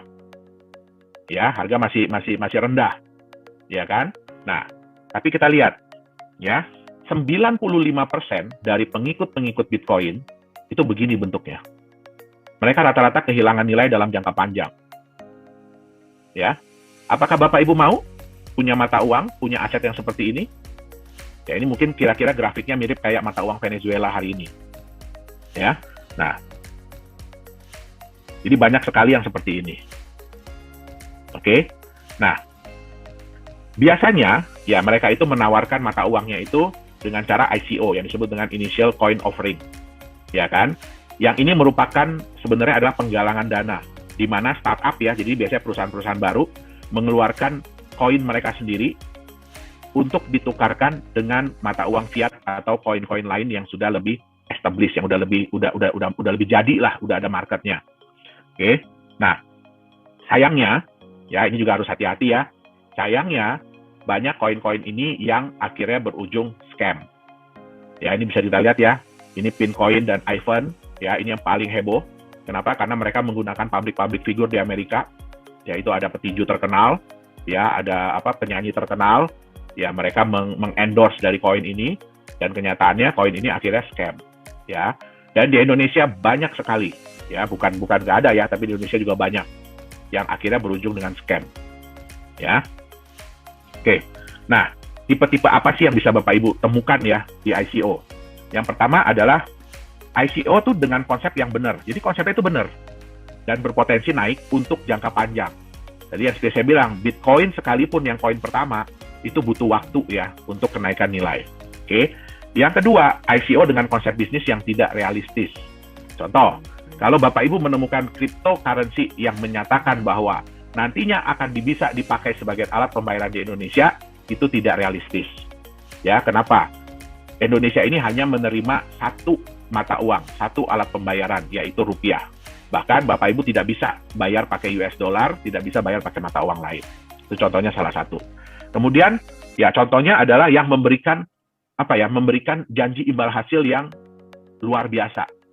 1% sehari, 3% sehari, 30% sebulan, ada yang 100% sebulan. Nah, itu tidak realistis. Oke. Konsep bisnis yang sama saja seperti yang lain. Ya, biasanya ICO ini mereka menawarkan konsep bisnis apa? Mereka akan bikin market dari kripto. Ya, tadi mungkin nanti bisa lihat ya di CoinMarketCap, hari ini market dari kripto, jadi orang-orang yang berusaha menyediakan tempat jual beli kripto itu sudah 35.000 market. Ya, apakah semua akan berhasil? Tentu tidak. Ya, jadi kalau misalkan ini yang paling penting ya, Bapak Ibu tolong pelajari. Kalau konsep bisnisnya sama saja dengan yang lain yang sudah pernah gagal, ya berarti jangan diikutin. Oke? Nah, banyak juga ya ICO itu dengan tim manajemennya jago IT. Wah, mereka jago banget komputer, program segala macam, tapi tidak jago bisnis. Ya, kenapa? Ya karena ya saya bilang tadi ya, itu kan penggalangan dana. Ya, untuk menjalankan bisnis, untuk menjalankan proyek. Ya, tapi kalau orang-orang yang nggak jago bisnis, ya sama aja bunuh diri. Oke? Nah, dan banyak sekali ICO yang memanipulasi data. Ya, jadi mereka bilang bahwa mereka klaim mereka sudah jual sekian juta koin untuk menunjukkan bahwa, oh ini hype loh. Ya, banyak orang yang pengen memiliki koin kita. Tapi mereka nggak bisa tunjukin datanya. Tidak mau tunjukin datanya. Nah, berujungnya apa? Ya, dana yang ingin dicapai dana yang ingin dikumpulkan tidak tercapai, sehingga ya bisnisnya nggak jadi jalan. Oke. Nah, yang terakhir dan ini yang paling harus dijauhi adalah ICO yang fraud atau scam. Ini yang saya bilang tadi ya, terutama yang menjanjikan imbal hasil yang berlebihan, yang tidak masuk di akal. Oke. Nah, menentukan yang layak investasi itu seperti apa sih? Oke. Yang pertama adalah legalitas. Jadi walaupun tadi yang saya bilang ya, cryptocurrency itu tidak ada regulatornya, belum ada regulatornya. Ya, tetapi bukan berarti bahwa bisa seenak-enaknya. Ya, setidak-tidaknya perusahaan yang menciptakan itu harus ada legalitasnya. Ya, dan di negara yang jelas tentu saja ya. Ya, jangan sampai di negaranya kayak British Virgin Island, Panama, Vanuatu, Seychelles, ya kan, Grenadines, yang kita aja nggak tahu itu di mana. Itu dia, ya. Yang kedua, ya ini legalitas ini pertama juga siapa foundernya, bagaimana background mereka, ya. Apakah benar perusahaan itu terdaftar? Nah, ini harus dicek ya. Jadi jangan cuma ngaku-ngaku, oh perusahaan kita terregistrasi di mana. Ya itu harus dicek, benar nggak perusahaannya terdaftar di negara tersebut. Nah, yang kedua adalah konsepnya, ya. Satu yang paling penting ya, ini kata-kata gini, sesuatu yang terdengar terlalu bagus, terlalu indah, itu kadang-kadang nggak benar. Nah, jadi yang paling penting adalah konsepnya itu masuk di akal dan mudah dipahami atau tidak. Ya, mungkin nggak konsep mereka itu dilakukan, mungkin nggak konsep mereka itu terjadi. Oke, yang terakhir adalah apa timbal balik yang akan Anda dapatkan dari bisnis yang dijalankan. Ingat, yang namanya ICO itu, ya, yang namanya ICO itu penggalangan dana untuk menjalankan bisnis. Jadi seperti saham, ya, tapi mereka bukan jualan saham perusahaannya, itu seperti saham, ya. Tentu saja ya harus ada dong timbal balik apa yang didapatkan dari bisnis yang dijalankan. Oke. Nah, apa yang mengangkat nilai dari kripto itu sendiri? Jangan hanya rumor, jangan hanya kata-kata orang, ya, tapi harus ada apa sih sesuatu apa yang akan mengangkat nilai mata uang kripto itu sendiri. Nah, jadi kesimpulannya mata uang kripto sebagai masa depan, ya, bagus. Sebenarnya mata uang kripto ini kalau dibuat sebagai uang masa depan itu bagus. Kenapa? Jumlahnya terbatas yang pertama. Ya, ini tentu saja bisa mengurangi inflasi. Ya. Yang kedua, desentralisasi, tidak ada dominasi dari bank sentral. Ya, sehingga siapa yang mengatur, siapa yang menentukan benar atau tidaknya, ya ini penggunanya sendiri. Ya. Transparan tapi rahasia. Ya, jadi susah ya untuk menipu di dunia kripto ini, untuk nipu bahwa saya udah transfer nih ke Pak Dhani nih, ya kan? Itu sulit, tapi nggak dilakukan gitu ya. Nah, itu sulit, karena semuanya transparan. Nah, yang terpenting adalah marketnya itu global. Ya, jadi contoh, Bapak Ibu bawa rupiah, ya, kalau pergi ke Singapura sih bisa ditukar ya, pergi ke Malaysia bisa ditukar. Tapi coba Bapak Ibu pergi ke negara-negara Afrika Selatan, bisa nggak ditukar di sana? Nah, itu nggak bisa. Ya, nah, di mata uang kripto ini, ya, salah satu keunggulannya tadi apa ya? Sudah ada 35.000 market yang siap untuk menerima, siap untuk menjual beli sebagai tempat pertukaran. Nah, sehingga marketnya lebih global, tidak dapat dipalsukan. Ya, nah kita tahu ya, ya mudah-mudahan ya mata uang digital yang nantinya akan keluar itu pun, ya mudah-mudahan tidak dapat dipalsukan. Tapi ya itu harus dibuktikan lagi sejalan dengan waktu. Oke, nah bisa juga dijadikan sebagai peluang investasi. Ya, nah ini adalah kelebihan-kelebihan dari mata uang kripto. Tetapi yang paling penting adalah orang percaya atau tidak untuk menerimanya. Ya, nah untuk hal-hal ini, ya mata uang kripto itu butuh sesuatu ya. Yang pertama adalah mereka butuh aset pelindung. Ya, apa sih aset yang melindungi dari nilai mata uang kripto ini? Yang kedua, butuh konsep bisnis usaha yang masuk akal dan jelas. Ya, yang ketiga adalah butuh legalitas dan transparansi. Kenapa? Karena paling utama adalah kepercayaan. Jadi bagaimana mata uang kripto ini bisa dipercaya oleh market, ya kan, dan mau diterima sebagai alat pembayaran. Nah, mungkin itu yang bisa saya sampaikan. Ada yang tahu ini siapa? Nah, namanya adalah Eric Friedman. Ya, Eric Friedman ini, ya kenapa dia ini sangat menghebohkan seluruh dunia ya? Eric Friedman ini apa alasannya? Anda kalau Google, teman-teman kalau Google ya, dicari nama dia, pasti akan muncul semua berita-berita tentang dia. Dia itu terkenal ya karena dia itu berhasil mendapatkan keuntungan yang sangat besar dari Bitcoin. Ya, jadi gara-gara dia beli Bitcoin berapa tahun yang sebelumnya, dia pada saat ini tuh benar-benar punya banyak uang dari Bitcoin, menjadi miliarder. Ya, seperti apa keuntungan dia? Ya, kita lihat sama-sama. Kita bisa lihat ya di artikel ini dia punya 403 keping Bitcoin. Ya, berarti Bitcoin itu aset digital yang teman-teman bisa beli. Ya, jumlahnya terbatas, cuman ada 21 juta. Dia ini akhir-akhir ini cukup terkenal karena banyak ya dari teman-teman kita di luar sana yang beli. Bentar, ini saya jadikan teman sebagai saya jadikan co-host dulu. Baik. Oke. Ya. Nah, jadi banyak dari teman-teman kita di luar sana itu yang tiba-tiba jadi miliarder mendadak gara-gara Bitcoin. Ya, kita lihat sama-sama. Kalau dia punya 403 Bitcoin, dia beli pada saat harganya masih $12 per Bitcoin.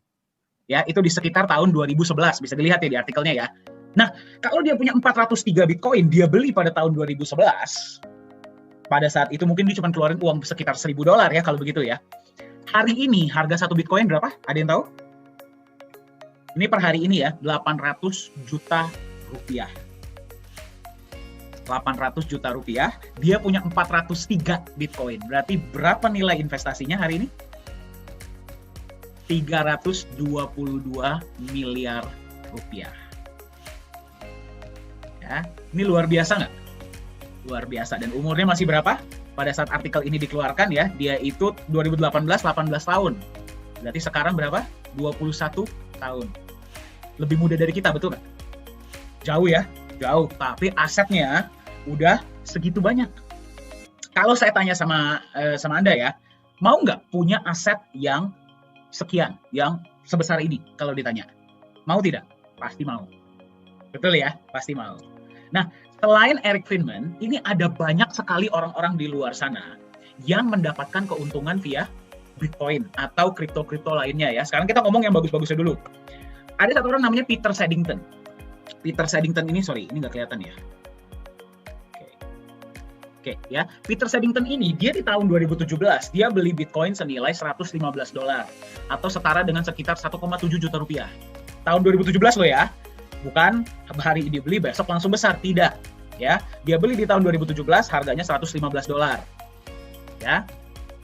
Pada tahun 2020 nilai asetnya adalah 675.000 US dollar atau setara dengan 10 miliar rupiah pada tahun 2020. Sekarang 2021 udah naik lagi. Betul ya? Christopher Koch, ini yang paling luar biasa ya. Dia cuma beli Bitcoin senilai 400.000 rupiah pada tahun 2009. Siapa di sini yang nggak punya uang 400.000? Ya, ini berapa kali makan siang, betul nggak? Ya, ini membuktikan bahwa investasi itu, membeli aset digital itu, uangnya seperti yang tadi Pak Saka bilang, tidak perlu besar. Ya, tidak perlu besar. Dia beli 400.000 rupiah di tahun 2009, hari ini nilai asetnya di tahun 2020 adalah 50 juta dolar atau setara dengan 715 miliar. Ya. Eric Friedman yang tadi ya, hari ini nilai asetnya juga sudah sangat luar biasa. Ini di tahun 2020 ya. 2020. Ada lagi Winklevoss ya. Winklevoss ini dia beli memang modalnya besar. Ya, dia beli modalnya besar, 11 juta dolar atau 165 miliar. Hari ini nilai asetnya adalah 15 triliun lebih. Ya, jadi bisa tidak sih sebenarnya teman-teman itu punya menghasilkan sangat banyak ya, punya aset yang besar. Apalagi sekarang kan ya kita lihat ya, kurang lebih teman-teman ini kalau yang mahasiswa ya mungkin di sekitar 23, 24 ya, berapapun umur kita. Mungkin nggak sih dalam waktu beberapa tahun ke depan, kalau kita beli sebuah aset hari ini, teman-teman itu bisa sejahtera. Sangat mungkin. Ya, tapi tidak ada yang namanya hari ini beli, besok langsung kaya raya, langsung sejahtera, itu nggak mungkin. Nanti kita akan lihat sama-sama. Ya. Nah, ini kita lihat kenaikannya 7.000 kali lipat, 2 juta kali lipat, 4.500 kali lipat, 110 kali lipat. Ya, kita lihat dari sini. Yang membeli yang paling kecil, $26, itu dapat keuntungan yang marginnya paling besar. Ya, 2 juta kali lipat, padahal modalnya paling kecil, betul nggak? Ya, mau nggak teman-teman hari ini sisihkan uang seberapa gitu ya, kesampingkan terus beli aset, terus dapat hasil yang seperti ini? Pasti mau dong. Ya, kenapa yang paling kecil justru dapat keuntungannya paling besar? Alasannya simple. Dia ini beli di awal. Ya, dia ini beli di tahun 2009, dia pegang sampai 2020, sampai sekarang saya yakin dia masih megang. Ya, jadi kapan teman-teman mulai berinvestasi, kapan Anda mulai beli aset digital ini sangat menentukan hasilnya di kemudian hari. Sekarang kita lihat. Ada nggak sih orang-orang yang tadi kan kita lihat yang bagus-bagusnya ya, yang Anda beli sekarang tiba-tiba bom jadi gede, beli sekarang tiba-tiba jadi gede. Ada nggak orang yang kehilangan uang di dunia kripto? Kita lihat sama-sama. Ada orang yang rugi sampai 3 triliun di Bitcoin. Ya, bayangkan. Gede atau kecil itu? Gede. Ya, di sini ini lebih parah lagi. Ya, teman-teman masukkan uang di sebuah platform, tiba-tiba platformnya hilang. Ya, ini terjadi di Turki. Aset nasabah 29 triliun hilang. Jadi bayangin teman-teman yang mungkin udah dapat keuntungan, masuk ke website hari ini keuntungan berapa, tiba-tiba besoknya website-nya nggak bisa dibuka. Hilang. Itu sering kejadian nggak? Sering. Ya, sangat sering di dunia kripto. Ya, ada yang kehilangan 7,7 miliar gara-gara Elon Musk palsu. Teman-teman pada dengar ya Elon Musk itu siapa ya? Nah, Jadi pernah terjadi sebuah insiden yang menarik. Jadi account banyak orang-orang terkenal itu dihack. Ya, dihack sehingga dia bilang kalau Anda kasih kita berapa Bitcoin hari ini, saya akan kembalikan 3 kali lipat atau 4 kali lipat. Ya, yang terjadi adalah banyak dong yang ngirim ya. Banyak ya, bayangin kita lagi asik-asik lihat Twitter, tiba-tiba, uang cepat, dia kirim lah, apalagi kan orang terkenal. Ya, tiba-tiba yang terjadi, uangnya hilang. Ya, itulah kembali menekankan, nggak ada yang namanya jadi kaya cepat. Ya, nggak ada hal seperti itu di dunia ini. Jadi kita harus lebih berhati-hati ya, ketika kita mau beli aset kripto, karena aset kripto itu kejam dunianya. Ya, kenapa kita adakan seminar ini hari ini ya? Itu karena kita ingin, apalagi sekarang di luar sana itu sangat-sangat banyak yang akan menawarkan teman-teman itu peluang untuk menjadi kaya cepat. Hari ini beli, habis berapa lama uangnya bisa jadi 3 kali lipat. Ya, terus beli hari ini, terus bisa dapat berapa persen per hari. Kalau ngajak teman bisa jadi lebih besar. Nah, itu harus berhati-hati. Kita akan lihat sama-sama caranya memilih. Ya, caranya memilih aset kripto yang benar seperti apa dan bagaimana teman-teman ini bisa mulai dari modal yang sangat kecil sebenarnya. Kita akan lihat sama-sama ya. Tantangannya apa di dunia kripto? Ya, apa yang membuat nggak semua orang itu bisa mendapatkan keuntungan? Apa tantangannya? Yang pertama, volatilitas tinggi. Volatilitas itu artinya apa? Di sini ada yang pernah naik roller coaster? Pernah ya? Roller coaster itu kan kalau naik tinggi banget, kalau turun tiba-tiba bisa turun sampai lantai, betul tidak? Ya, itulah yang terjadi di dunia kripto. Kita lihat sama-sama ya. Nah, ini chart Bitcoin ya. Bitcoin di tanggal 1 sampai 15 Januari 2021. Teman-teman bayangkan ya, harga Bitcoin dari 28.000 dolar naik ke 35.000. Turun ke 30.000, naik lagi ke 42.500. Seneng dong per Bitcoin ya, berarti dari sekitar 300-400 jutaan naik menjadi hampir 600-650 juta. Seneng nggak? Senang. Tapi abis itu turun lagi ke 400 juta. Ya, memang abis itu naik lagi terus dia turun lagi. Ya, jadi seperti inilah aset-aset digital di luar sana. Mayoritas dari mereka nilainya naik turunnya sangat luar biasa. Ya, jadi teman-teman beli hari ini berapa, besok bisa turun 20-30%. Memang bisa naik 30%, tapi turunnya pun bisa sangat tinggi. Ya, itulah yang terjadi kalau misalkan nggak ada yang namanya aset pelindung. Ya, kita lihat sama-sama nanti, kita lihat sama-sama ya. Nah, kalau misalkan nggak ada yang namanya aset pelindung, inilah yang terjadi. Teman-teman beli nih, sebuah koin ya, harganya hari ini sekian. Terus dikompor-komporin, wah harganya akan naik, harganya naik. Teman-teman lihat kepengen ikut beli nggak? Ikut beli, kepercayaan naik, harga naik. Ya, harga naik, kepercayaan naik, harga naik lagi. Jadi dia tuh seperti bubble. Tapi akan ada saatnya di mana bubble itu pecah. Ya, bubble itu pecah, dari harga naik, misalkan harga sudah tinggi, tiba-tiba ada berita negatif dikit, atau mungkin dia sudah sampai titik jenuh, dia turun. Ya, turun, kepercayaan tambah turun, harganya turun terus. Ya, jadi pentingnya kalau teman-teman ingin memilih sebuah aset digital, itu harus ada aset pelindungnya. Nanti kita akan lihat sama-sama. Ya. Tantangan kedua, mayoritas dari mereka nilainya menjadi 0. Nah, kita kalau lihat Bitcoin, ya, Bitcoin itu adalah success story. Ya, Bitcoin itu adalah cerita yang memang oke, dia itu berhasil. Yang jadi pertanyaan adalah di luar sana itu ada sangat banyak aset digital yang mau mengikuti footstep-nya Bitcoin, akan mengikuti langkahnya Bitcoin. Yang terjadi apa, teman-teman? Dijanjikan keuntungan cepat. Ya, koin ini akan menjadi the next Bitcoin.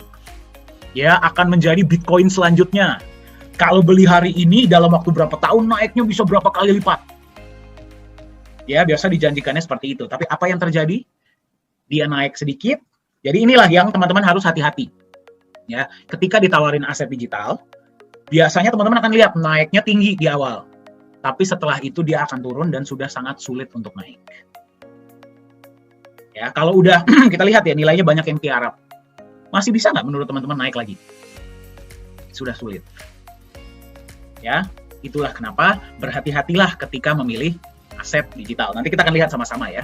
Bagaimana sih cara memilih aset digital yang baik sehingga sekarang nih teman-teman ini masih pada muda ya. Atau siapapun ya. Kalau beli hari ini minimal 3-5 tahun ke depan, teman-teman tuh bisa punya aset yang bekerja untuk Anda, bukannya justru kehilangan nilai. Nah, ini contohnya nih, ya. Aktivitasnya seperti apa, tiba-tiba bisa naik tinggi banget, ya. Bisa naik tinggi banget, tiba-tiba turun, udah nggak bisa naik lagi. Ya, ini lagi contohnya. Kan nggak masuk akal, betul nggak sih? Harganya lagi flat, ya nggak sih? Flat, tiba-tiba naik sangat tinggi, turun lagi, flat lagi. Ya, sangat nggak masuk akal. Nah, ini saya nggak nakut-nakutin ya. Saya hanya ngasih lihat faktanya di luar sana seperti apa. Oke, nanti kita akan lihat solusinya bagaimana, ya. Nah, ini yang paling parah. Ini yang sangat parah. Tadi yang contohnya adalah yang di Turki tadi. Ya. Kita beli, ditawarkan bisa dapat keuntungan gede. Ya, tiba-tiba website-nya nggak bisa dibuka. Ya, tiba-tiba kita lihatlah misalkan di mana ya platform ini sudah ditentukan sebagai investasi bodong misalkan. Sangat banyak ya, ini beberapa contohnya.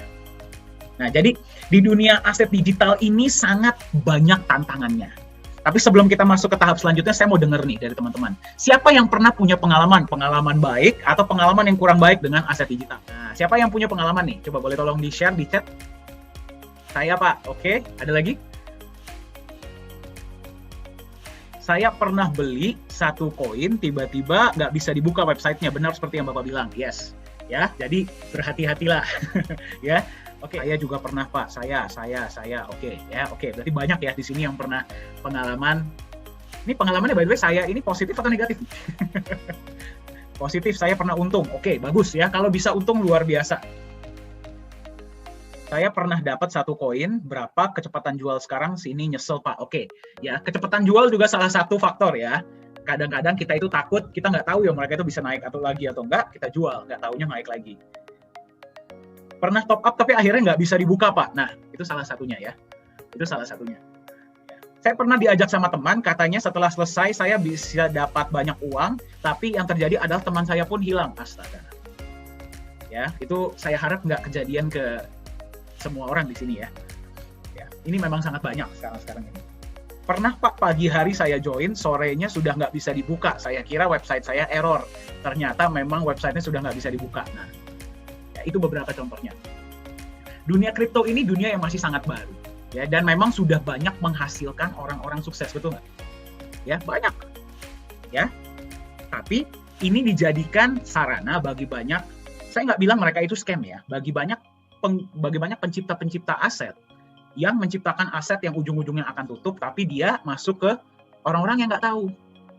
Jadi itulah kenapa kita adakan edukasi-edukasi seperti ini, ya, agar teman-teman ini lebih paham dengan dunia aset digital. Jangan sampai uang yang sudah kita tabung capek-capek ya, tiba-tiba raut hilang begitu saja. Apakah pernah kejadian ke Bapak? Wah, pernah, Pak. Ya, pernah beberapa kali. Ya, itulah kenapa ketika saya bertemu Nagaya ini saya sangat bersyukur. Ya, karena di sini kita mengedukasi yang lain agar bisa lebih cerdas ketika memilih aset. Oke. Nah, itulah kenapa hari ini kita ingin memperkenalkan ya kepada teman-teman di sini ya, itu adalah aset digital masa depan yang namanya adalah Nagaya. Solusinya bagaimana agar teman-teman itu bisa memilih aset yang benar? Jadi kalau hari ini bilang, oke deh, saya mau mulai berinvestasi, saya mau mulai beli aset digital. Seperti apa yang harus dipilih? Gimana biar volatilitas sangat tinggi? Pilihlah yang ada backup asetnya. Ya, kalau cuma angka doang, sulit ya. Memang dia bisa naik tinggi, tapi turunnya pun bisa sampai 0. Gimana biar mayoritas nilainya nggak jadi 0? Pilihlah yang memiliki visi dan proyek-proyek yang jelas. Ya, nanti kita akan lihat sama-sama. Gimana biar company-nya tidak scam? Pilihlah yang legalitas dan transparansinya jelas. Ya, perusahaan ini terdaftar di mana? Proyek-proyeknya seperti apa? Transparansinya seperti apa? Ya, itulah yang teman-teman harus lihat. Jadi kalau nanti ditawarkan aset-aset digital lainnya di luar sana, teman-teman harus kritis. Tanya sama mereka. Ya, seperti apa namanya konsepnya dan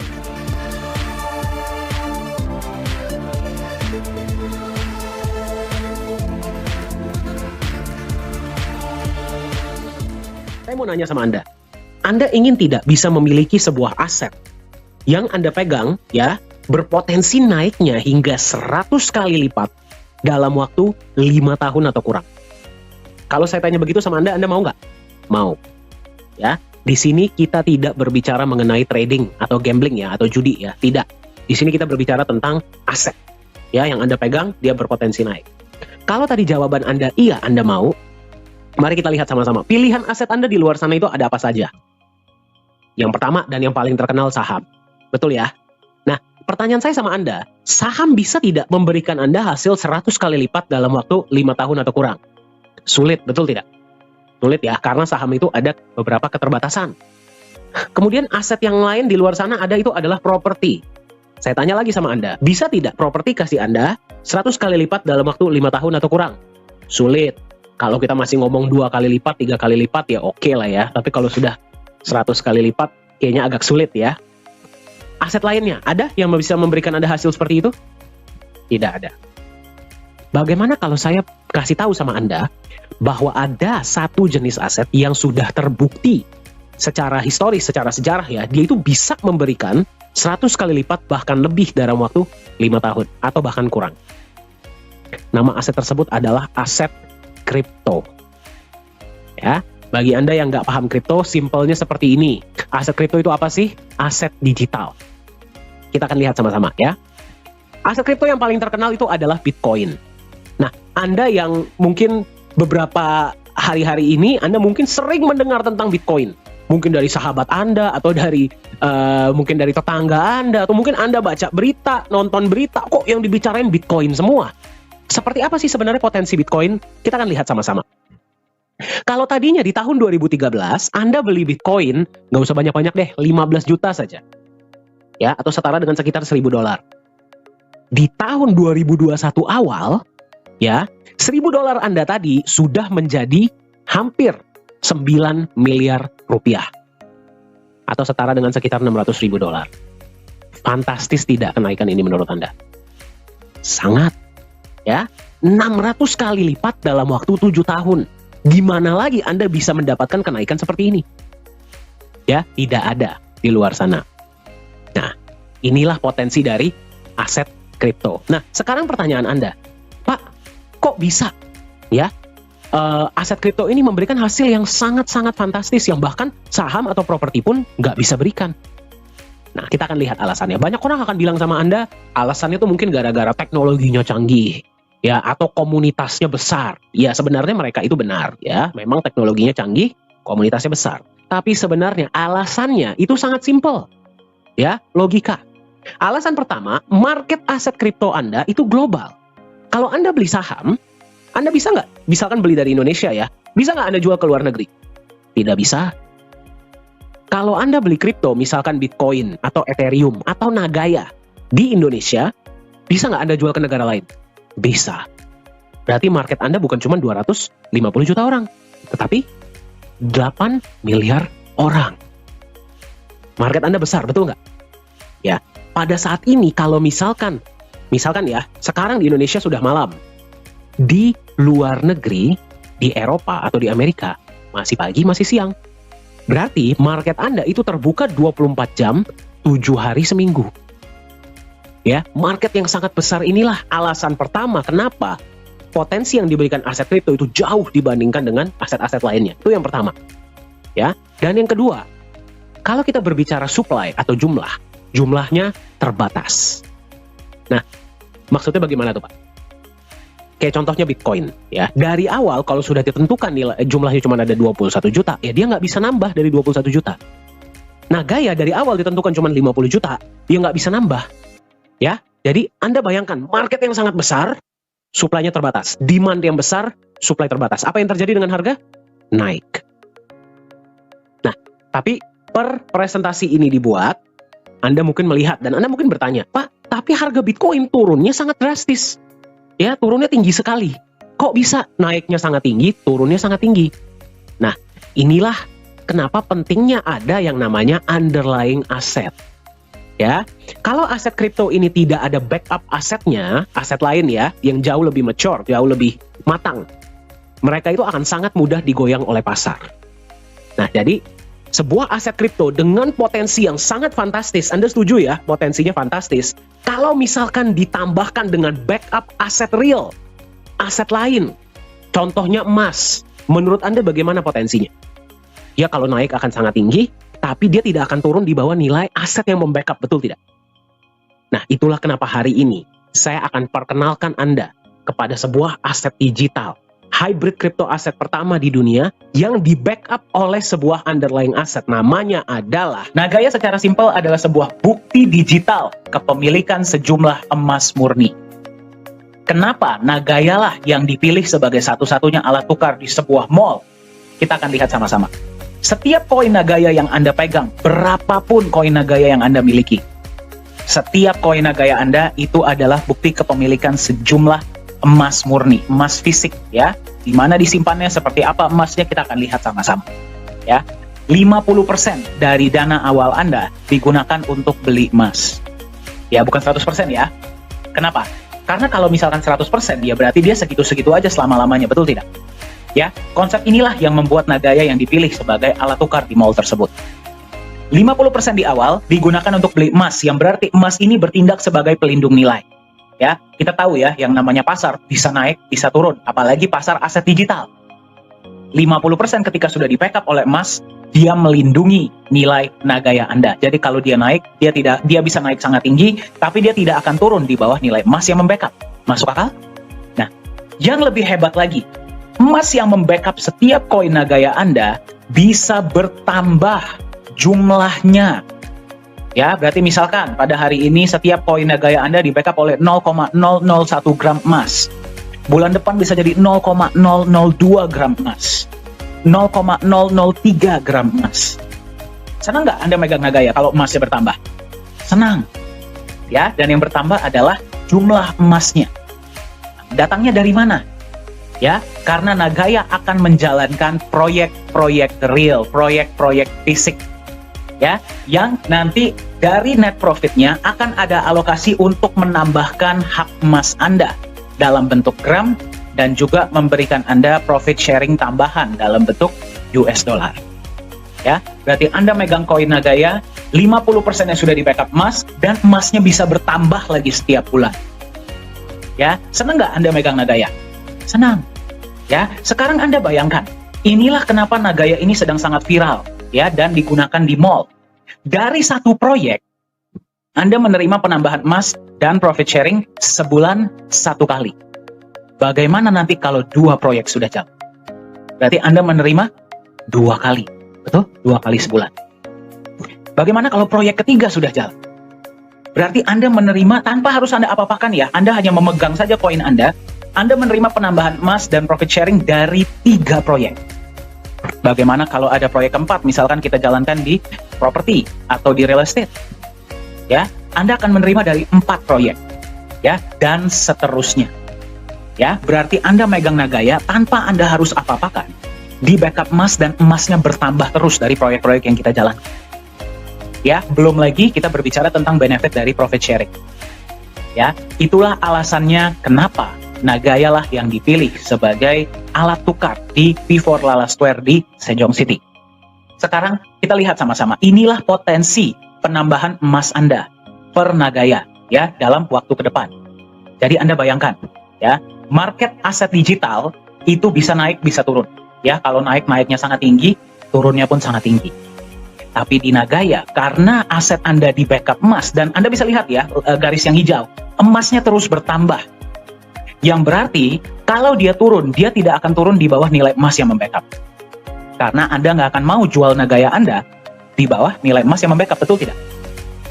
Ya, yang berarti nilai Nagaya ke depannya akan relatif lebih stabil, jauh lebih stabil, dengan kecenderungan naik ke depannya. Jadi kembali saya tanyakan, berapa banyak koin Nagaya yang ingin Anda miliki? Pertanyaan yang tadi kita belum jawab. Apakah bisa lebih dari $100? Kita akan lihat sama-sama. Mari kita lihat ya, dari zaman dulu, potensi emas sampai sekarang, itu bagaimana? Ya, naik terus. Ya, kita tahu nilai emas itu dari zaman dulu sampai masa depan, itu pasti naik terus. Bitcoin, ya, itu adalah aset digital yang pertama. Mungkin Anda sudah sering dengar, ya. Bitcoin itu hanya aset digital, ya, tanpa di backup emas, tapi Anda bisa lihat potensi kenaikannya sangat luar biasa. Kenapa? Karena potensi aset digital itu marketnya sangat besar dan supply-nya terbatas. Supply Bitcoin hanya ada 21 juta yang bisa beli dari seluruh dunia. Ya, bagaimana dengan Nagaya? Nagaya sama tidak seperti Bitcoin? Sama. Ya, Bitcoin bisa naik dari harga 1 sen dolar atau sekitar 140 rupiah di tahun 2008 sampai sekarang ada di sekitar 35.000 dolar atau 40.000 dolar. Berarti harga ada di sekitar 600 jutaan. Tanpa di backup emas. Bagaimana dengan Nagaya? Marketnya global dan akan digunakan di mall, ya, dan supply-nya terbatas. Cuman ada 50 juta koin di seluruh dunia. Ya, dan setiap koinnya di backup oleh emas dan emasnya bisa bertambah lagi. Bagaimana menurut Anda harga Nagaya ke depan? Diprediksi akan terus meroket. Jadi saya tanya sama Anda, bisa tidak Nagaya harganya melewati 100 dolar? Sangat bisa. Ya, jadi berapa banyak koin Nagaya yang ingin Anda miliki? Lihat, kenapa harus ada backup emas? Kita lihat ya, volatilitas Bitcoin melawan emas. Ini Bitcoin, ya. Ini sebelum tahun 2000, ini pada tahun 2020. Belum yang 2021 tadi. Kita lihat ya, volatilitasnya seperti apa dibandingkan dengan emas. Naiknya tinggi, turunnya juga tinggi, ya. Jadi, kalau naik bisa sampai langit, turun bisa sampai lantai. Jadi teman-teman bayangkan, kalau teman-teman belinya di harga tinggi, ya, belinya di harga tinggi, udah nggak bisa naik lagi, kemudian nilainya turun, betul nggak? Turunnya itu bisa hilang sampai 20-30% sehari. Ya, saya nggak bilang volatilitas itu jelek. Ada beberapa teman-teman kita di luar sana itu yang senang dengan trading. Kalau lagi turun, beli. Kalau lagi tinggi, jual. Ya, di sini tidak. Ya, di sini banyak dari kita yang bukan trader. Nggak bisa ya setiap hari memperhatikan chart, ya kan? Terus ngelihat analisanya seperti apa, tidak bisa. Sangat sulit. Ya, nggak semua orang bisa. Nah, makanya kalau kita lihat emas, walaupun dia ada turunnya, tapi kecenderungannya jangka panjang naik. Betul? Jadi emas itu bertindak sebagai pelindung nilai agar nilai Nagaya teman-teman tetap stabil tapi kecenderungannya ke depannya naik. Ya, jadi itulah fungsi dari emas, ya. Nah, jadi cara kerja Nagaya itu seperti apa nih? Misalkan teman-teman hari ini bilang, "Oke deh, saya mau nyoba deh belajar berinvestasi ya, beli koin Nagaya." Misalkan berapa? 2, 3, 5 koin kek, terserah ya. Nah, cara kerjanya itu seperti apa? Ya. Misalkan mobil. Ya, di Indonesia itu mobil udah sangat banyak, betul nggak? Ya, mobil udah sangat banyak. Apa yang menentukan bahwa mobil tertentu itu adalah milik Anda? Apa yang menentukan? BPKB, betul nggak? Nggak tertulis di mobilnya kan bahwa mobil ini milik Pak Dani, gitu nggak? Ya, yang menentukan pemilik mobil adalah BPKB. Kemudian tanah. Ya, saya doakan nih teman-teman nih semuanya sukses ya, jadi perawat yang luar biasa, bisa punya rumah ya, punya tanah. Nah, yang menentukan tanah dan rumah itu punya Anda itu apa? Surat kepemilikan, betul? Ya, nggak tertulis di dalam tanahnya kan bahwa ini punya siapa, betul nggak? Nah, depannya, berapapun emas yang ada di tempat penyimpanan Nagaya, siapa yang menentukan berapa banyak misalkan gram atau kilogram emas itu punya Anda? Dari berapa banyak Nagaya yang Anda pegang. Ya, jadi konsepnya seperti itu. Jadi teman-teman memegang koin Nagaya itu adalah bukti kepemilikan sejumlah emas murni ya yang disimpan di tempat penyimpanan yang namanya The Safe House. Nanti kita akan lihat sama-sama. Nah, logikanya kalau misalkan koin Nagaya yang teman-teman pegang itu sama dengan dalamnya ada emasnya, berarti harusnya nilainya itu mengikuti nilai emas juga dong. Kalau emas turun ya turun, kalau dia naik ya naik. Nyatanya tidak. Emas tadi kita lihat secara jangka panjang nilainya naik terus. Ya, Bitcoin itu disebut sebagai emas digital. Padahal nggak ada emasnya di sana. Tapi bagaimana harganya? Naik. Ya, bagaimana dengan Nagaya? Nagaya yang teman-teman pegang, yang harganya sekarang masih relatif lebih murah ya dibandingkan dengan Bitcoin. Ya, teman-teman beli berapa Nagaya misalkan? Bedanya Nagaya dengan Bitcoin sama-sama aset digital. Bedanya Nagaya ada emasnya. Ya, dan emasnya bisa bertambah seiring waktu. Ya, bagaimana dengan harga Nagaya? Diprediksi akan terus naik.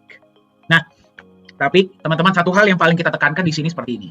Di Nagaya kita nggak mau memberikan janji-janji yang kelewat manis ya, seperti banyak perusahaan-perusahaan di luar sana. Mayoritas dari mereka itu memberikan janji-janji yang mayoritas nggak bisa ditepati. Nah, di Nagaya yang paling kita tekankan itu adalah legalitas dan transparansi. Sebagai pemegang Nagaya, Anda bisa melihat transparansi yang diberikan oleh Nagaya. Kenapa? Karena misi Nagaya adalah jangka panjang. Kita mau menciptakan keluarga dengan kepercayaan ya yang jangka panjang. Apa saja transparansi dari Nagaya? Kita bisa lihat sama-sama. Yang pertama adalah transparansi cadangan emas. Anda bisa melihat cadangan emas Nagaya itu seperti apa. Yang kedua, transparansi tempat penyimpanan emas Nagaya. Yang berarti Anda bisa lihat emas Nagaya Anda itu disimpannya di mana. Ya. Transparansi laporan laba rugi proyek Nagaya. Setiap proyek-proyek yang dijalankan oleh Nagaya itu semua bersifat fisik ya, tidak ada proyek digital, dan keuntungan dibagi seperti secara syariah. Ya, jadi berapapun keuntungannya dibagi rata ke 50 juta koin yang berhak dapat. Ya. Dan Anda bisa melihat laporan laba ruginya. Kemudian Anda juga bisa melihat transparansi hasil audit emas dan semua proyek-proyek Nagaya. Mari kita lihat sama-sama transparansinya seperti apa. Yang pertama, Anda bisa melihat emasnya seperti apa, ya. Emasnya dibeli dari mana, emasnya jenis apa, kemudian bukti pembeliannya seperti apa, Anda bisa lihat. Ya, itu yang pertama. Yang kedua, emas Anda disimpan di satu tempat yang namanya The Safe House Singapura.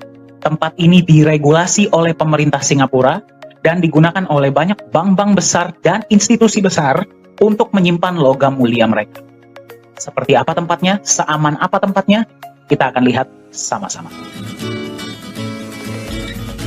Ini adalah CEO Nagaya, yaitu Pak Yohanes Chandra. Anda yang sudah sering ikut sesi-sesi online pasti beberapa kali sudah melihat ya, beliau sering sharing. Nah, ini adalah ketika emasnya akan disimpan di dalam kotak. Anda bisa lihat ya, harus terlebih dahulu diberikan kepada staf The Safe House untuk mereka periksa. Setelah mereka sudah memeriksa, mereka akan simpan di dalam kotak. Kita dari pihak Nagaya sudah tidak boleh lagi menyentuh emas tersebut. Setiap kali ada penyimpanan emas, pasti ada saksi ya dari berbagai negara yang bisa menyaksikan penyimpanan emas tersebut. Seperti yang Anda tadi lihat ya. Setelah emas disimpan, kotak dikunci, kemudian disegel besi.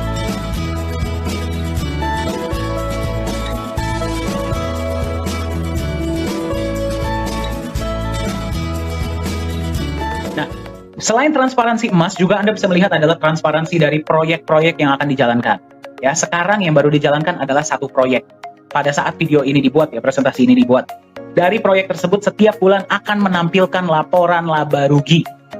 Laporan laba rugi ini bisa Anda lihat ya, jadi setiap bulan net profit berapa, pembagian untuk emas berapa ya, dan kemudian dibagi ke berapa banyak Nagaya, Anda bisa melihat semuanya jelas. Dan akan diaudit juga setahun sekali.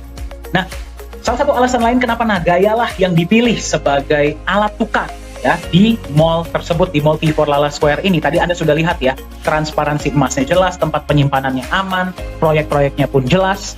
Sekarang Anda bisa melihat inilah legalitas perusahaan Nagaya Technologies Private Limited yang terdaftar resmi di pemerintah Singapura. Ya, Anda kalau masuk ke website pemerintah Singapura, Anda bisa cek transparansinya, semua detailnya Anda bisa dapatkan. Ini adalah tim manajemen kita.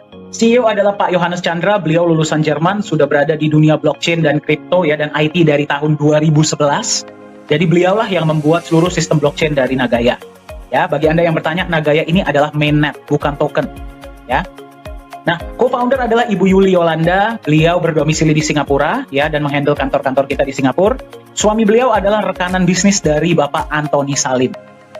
Ya, mungkin Anda sudah pernah dengar beliau. Chief Marketing Officer adalah Profesor Jung, ya, beliau mantan anggota dari government ya, atau pemerintahan Korea Selatan, dan juga dosen.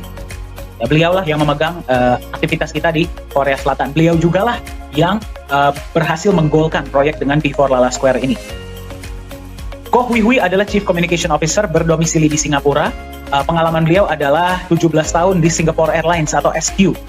Ya, di bidang marketing communication. Ketika melihat konsep Nagaya, beliau bergabunglah menjadi bagian dari manajemen inti Nagaya. Business Development Manager adalah Pak Yosua Hadi. Beliau sudah 33 tahun ya memegang perusahaan-perusahaan marketing, dan sekarang beliau menyebarkan informasi mengenai Nagaya ini ke seluruh pelosok-pelosok Indonesia. Ya, jadi jika Anda ingin di kota Anda bisa lebih mengenal tentang Nagaya, silahkan hubungi Pak Yosua Hadi. Dan yang paling kiri adalah saya ya. Saya yang memegang digital media dan training. Saya bersyukur ya bisa menjadi bagian dari Nagaya di tahun 2020 awal, 2019 akhir sebenarnya ya. Dan pengalaman saya adalah selama 5 tahun saya mengabdi sebagai trainer di perusahaan-perusahaan nasional dan multinasional di Asia. Nah, ini adalah advisor kita, yaitu beliau adalah Bapak Nizam Ismail. Pengalaman beliau adalah beliau merupakan seorang mantan wakil direktur dari Monetary Authority of Singapore. Ya, berarti kalau bagi Anda yang bertanya, MAS itu seperti Bank Sentral dan OJK-nya Singapura jadi satu lah. Ya, sampai hari ini beliau masih aktif di dunia hukum, masih aktif di dunia perbankan, ya, dan juga blockchain dan cryptocurrency. Kenapa kita mau menunjukkan Anda ini? Ya, yang pertama adalah kita ingin menunjukkan bahwa manajemen Nagaya ini bisa Anda temui. Ya, Pak Yohanes Chandra, Pak Yosua Hadi, saya, ya, Anda bisa bertemu di pertemuan-pertemuan bahasa Indonesia dan internasional. Begitu juga dengan Ibu Yuli, Ko Hui Hui, dan Profesor Jung, ya, dan Pak Nizam juga nanti kita akan undang untuk acara-acara. Yang pertama adalah Anda bisa bertemu, berjumpa, dan mendengar langsung dari mereka. Yang kedua adalah Anda bisa melihat ya bahwa manajemen Nagaya ini datang dari berbagai background, berbagai latar belakang. Ya, kita percaya bahwa kalau sebuah perusahaan IT hanya mementingkan teknologi saja, Anda juga pasti percaya ya, itu tidak akan berjalan lancar. Kecuali konsep bisnisnya pun bagus dan dijalankan dengan benar. Ya, Anda bisa lihat manajemen kita, background-nya ada yang dari pemerintahan, ada yang dari bisnis, ada yang dari perbankan, ada yang dari IT, ya, dan macam-macam. Untuk membuat Nagaya ini terus menjadi tambah kokoh, tambah maju, dan bisa menjadi manfaat ya, memberikan kesejahteraan bagi sebanyak-banyaknya pemegang Nagaya di luar sana. Ini adalah kantor kita, kalau Anda mau mampir di Singapura dan di Korea Selatan, silahkan ya. Nah, jadi karena berita ini ya, bahwa Nagaya ini akan digunakan sebagai satu-satunya alat tukar ya, di seluruh blok mall di P4 Lala Square ini, berita ini sudah mencapai di negara-negara lain. Ingat ya, Nagaya ini cuma ada 50 juta koin.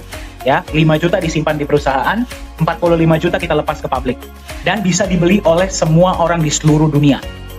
Ya, jadi karena Anda sekarang bertemu dengan Nagaya di harga 1,9, Anda masih mendapatkan di salah satu harga awal. Anda bayangkan nanti ketika sudah digunakan di mall, berapa harga Nagaya pada saat itu. Ya, ini adalah salah satunya ya. Kemarin ada sebuah acara ya yang namanya adalah DAO Consensus Summit di Dubai, tanggal 16 sampai 21 Maret 2021. Dihadiri oleh 148 negara ya. Nah, ini adalah saya dan Pak Yohanes Chandra kemarin ketika kita diundang. Dan kita memang satu-satunya ya perusahaan yang memang perusahaan kripto. Dan kita diajak untuk berbicara mengenai konsep Nagaya. Ya. Nah, ini bisa lihat ketika sesi kita ya. Kembali dari 148 negara di seluruh dunia. Dan ketika pada saat itu terjadi, langsung pembelian Nagaya dari banyak negara ini langsung meledak. Ya, mungkin Anda yang sudah bersama Nagaya dari beberapa waktu yang lalu, Anda pasti tahu ya, ada beberapa pembelian-pembelian besar yang Anda bisa lihat di Transparency Report, itu dari beberapa negara-negara di luar Indonesia. Ini adalah logo kita. Jadi memang sekarang pun ada banyak negara-negara ya, yang sudah mengkontak kami, ingin menjadi yang pertama untuk membagikan info mengenai Nagaya di negara mereka, ya, dan mungkin ada beberapa juga yang mau buka kantor di negara mereka. Jadi memang informasi ini sudah tersebar. Ya, jadi kalau Anda nggak ambil action secepatnya, harga Nagaya ini naik terus, Anda tertinggal. Berapa banyak Nagaya yang ingin Anda miliki? Nah, ini adalah website kita ya, sudah dikunjungi oleh di 6 benua. Ya, yang belum cuma tinggal satu, yaitu Antartika. Ya, tapi 6 benua ini sudah melihat konsep Nagaya. Nah, masing-masing dari koin yang dipegang itu ada emasnya, betul nggak? Ya, emas itu bisa diambil tidak? Jawabannya bisa. Ya, minimal 5 gram bisa diambil. Ya, jadi contohnya saya doakan ya di sini semuanya rezekinya lancar, masing-masing misalkan bisa beli 10.000 koin Nagaya. Kedepannya ya kita lihat ya, mau beli satu atau 100 nabung sampai berapapun boleh, mau beli sekaligus boleh. Itu terserah masing-masing ya. Jadi kayak kita ada cerita satu driver Grab di Indonesia, dia di awal cuma beli 2 koin, sekarang sudah punya hampir 300. Jadi nabung setiap hari atau nabung setiap minggu. Nah, kalau misalkan emasnya mau diambil, contohnya dari 10.000 tadi, 1.000 mau dikembalikan, saya mau ngambil emasnya misalkan. Bisa nggak? Bisa. Ya, contohnya pada saat itu, ini asumsi ya, misalkan pada saat itu emasnya udah 0,1 gram per koin. Contoh ya, ini asumsi. Berarti dari 1.000 Nagaya, emas yang bisa diambil 100 gram emas. Silahkan dibawa pulang. Ya. Nah, 1.000 Nagaya yang tadi dikembalikan akan di-burn atau dimusnahkan. Berarti koinnya tambah lama tambah sedikit. Nah, saya tadi belum kasih lihat ya, bahwa supply total Nagaya cuma ada 50 juta. 50 juta koin. Nggak akan lebih dari itu. Nah, kalau misalkan 50 juta itu, ya, proyek sekarang yang baru jalan ada 1. Dan ingat, kita bagi rata ya dari net profit ya. tambah lama proyek kan tambah banyak. Ya, proyek tambah banyak, koinnya tetap 50 juta. Yang berarti dengan lebih banyaknya profit sharing dari proyek, koin yang profit sharing yang teman-teman terima lebih banyak karena koinnya tetap 50 juta. Malah kalau dikembalikan, dia dimusnahkan, berarti berkurang koinnya.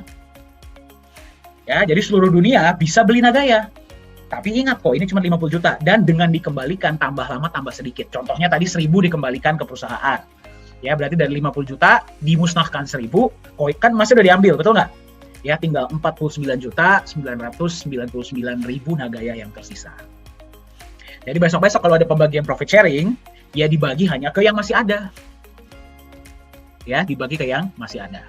Jadi tambah lama koinnya berkurang, proyek tambah lama tambah banyak. Makanya di sini teman-teman selalu doakan Nagaya, ya, agar proyeknya lancar, manajemennya sehat terus, ya, agar kita bisa memberikan profit sharing kepada teman-teman. Misi kita di Nagaya seperti yang tadi kita share sama Anda ya. Kita ini menurut kami yang paling penting adalah kami ingin membangun kepercayaan. Kepercayaan jangka panjang. Tapi pertanyaannya adalah kepercayaan siapa? Ya, apakah hanya kepercayaan Anda sebagai pemegang Nagaya? Nah, kalau Anda kan sudah pegang Nagaya ya, berarti Anda harus percaya mau nggak mau, betul tidak? Ya, tapi juga kepercayaan Anda, ya, mereka-mereka yang memang masih belum beli Nagaya. Nah, kenapa membangun kepercayaan itu sangat penting? Ya, karena kedepannya visi kita adalah yang pertama, kita ingin bisa digunakan sebagai alat pembayaran. Nah, ini kita benar-benar sangat terkejut dan bangga sih, dan happy ketika kita dipanggil di pihak Mall Korea ini, P4 Lala Square, mereka akan menggunakan kami. Nah, ini kami belum masuk market. Ya, bayangkan nanti ketika sudah masuk market. Itu yang pertama. Yang kedua, kami ingin membangun di Nagaya itu namanya adalah peer-to-peer lending platform, ya. Yang berarti ke depannya masyarakat dunia dari berbagai negara itu nanti bisa saling pinjam-meminjam uang menggunakan Nagaya sebagai jaminan. Nah, Anda bayangkan, misalkan Anda tinggal di Indonesia atau di Malaysia, dimanapun Anda berada, di Taiwan atau di Hong Kong, ya. Anda ingin meminjam uang dari orang luar negeri, misalkan dari orang Singapura. Nah, Anda kan belum kenal beliau belum kenal Anda, betul? Betul tidak? Nah, pasti mereka membutuhkan yang namanya jaminan. Apalagi kalau Anda meminjam jumlahnya besar. Nah, daripada Nagayanya Anda jual, terkadang kita itu butuh pinjaman hanya untuk jangka pendek, betul tidak sih? Kadang-kadang kita nggak perlu buat jangka panjang. Daripada Nagayanya Anda jual, Anda jaminkan saja. Anda bilang sama mereka, saya punya Nagaya, sejumlah Nagaya yang hak emasnya sekian. Nah, orang tersebut sudah percaya bahwa Nagaya ini perusahaannya jelas, sudah percaya bahwa Nagaya ini emasnya jelas, sudah percaya bahwa Nagaya proyek-proyeknya jelas, tim manajemennya jelas. Mereka lebih nyaman tidak untuk menerima Nagaya sebagai jaminan? Nyaman.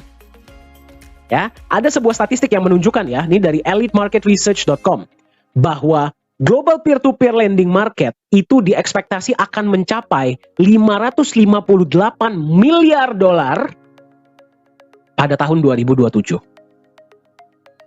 Kalau misalkan Nagaya nanti masuk memfasilitasi hal-hal ini, ya, memfasilitasi peer-to-peer lending, menurut Anda, kita kalau ambil 1%-nya saja, gak usah deh, 0,1%-nya saja dari market share ini, lumayan tidak? Lumayan untuk kita jalankan proyek, berikan Anda dalam bentuk penambahan emas dan profit sharing, betul? Nah, kenapa kita mau tunjukkan Anda ini? Ini adalah rencana, ya, yang akan kita jalankan di roadmap ini, sudah adalah bagian dari roadmap kita. Saya mau Anda membayangkan, kemana Nagaya bisa mengarah ke depannya dengan konsep yang seperti ini. Anda sudah melihat konsep Nagaya itu seperti apa? Pertanyaan saya kepada Anda sekarang adalah, di harga berapa Anda mau memiliki koin Nagaya? Mari kita lihat sama-sama perkembangan koin Nagaya, ya. Pertama kali diluncurkan pada tahun 2018, harga satu koin Nagaya adalah $1 per koin. Di akhir tahun 2020, proyek pertama dimulai, ya, harga naik menjadi, yang bisa Anda lihat di layar ya, $1,1. Respon sangat positif, ya. Di awal tahun 2021, yaitu di bulan Januari, profit sharing pertama kepada pemegang Nagaya yang berhak dapat didistribusikan. Ya, pada saat itu harga naik menjadi $1,25. Semenjak bulan Januari hingga pada saat presentasi ini dibuat, setiap bulan Nagaya rutin membagikan benefit dari proyek. Ya. Bulan berikutnya benefit kembali dibagikan, harga naik menjadi 1,36 US dollar. Bulan selanjutnya ya, profit sharing dan penambahan emas dibagikan, harga naik menjadi 1,48 US dollar. Bulan selanjutnya kembali dibagikan, harga naik kembali menjadi 1,61 US dollar. Bulan selanjutnya 1,75 US dollar. Bulan selanjutnya 1,9 US dollar. Ya, jadi selamat bagi Anda yang masih sempat mendapatkan di harga 1,9. Ya, Anda hari ini per presentasi ini dibuat, Anda menemukan Nagaya di harga 2,06 US dollar. Jika dibandingkan dengan tujuan Nagaya ke depannya, harga ini masih harga awal. Ya, jadi Anda bisa lihat ya, Nagaya tidak menunggu Anda. Nagaya tidak menunggu siapapun, harganya akan tetap naik. Jadi Anda mau beli berapa, Anda mau beli kapan, harga Nagaya akan tetap naik. Nah, pertanyaan beberapa teman-teman kita adalah, apakah Nagaya sudah bisa diperjualbelikan di market kripto global? Jawabannya adalah, target Nagaya akan masuk market akhir tahun 2021 atau awal tahun 2022. Ya, apakah bisa Anda belinya nanti saja ketika Nagaya sudah masuk market? Bisa. Ya, tapi kita harus ingat, pada saat itu berarti yang mengetahui informasi mengenai Nagaya dari seluruh dunia. Ya, bisa atau tidak? Bisa, tapi kita nggak tahu pada saat itu harga Nagaya sudah berapa. Ya, yang pasti sudah naik, tapi kita nggak tahu di mana. Mungkin sudah di sini. Ya. Bagaimana ketika Nagaya sudah digunakan di P4 Lala Square di Sejong City, Korea Selatan? Ya, mereka yang beli Nagaya pada saat itu, seperti yang tadi saya bagikan di awal ya, mereka beli bukan karena mereka mau memiliki aset jangka panjang saja, tapi mereka beli karena mereka punya kebutuhan. Ya, jadi mereka tidak akan berpikir untuk membeli Nagaya karena harus. Ya, jadi kita tidak tahu pada saat itu harga Nagaya sudah berapa. Ya, dan seterusnya. Ya, Nagaya tidak akan berhenti di 100 dolar. Kita tidak akan berhenti sekedar di P4 Lala Square. Akan ada lebih banyak inovasi-inovasi, akan ada lebih banyak penggunaan-penggunaan, akan ada lebih banyak proyek-proyek yang akan dijalankan. Ya, tetapi ingat, harga Nagaya akan tetap naik dan jumlahnya hanya 50 juta, tidak bisa bertambah. Ya, yang membeli Nagaya bisa dari 8 miliar orang dari seluruh dunia. Ya, jadi silahkan Anda tentukan.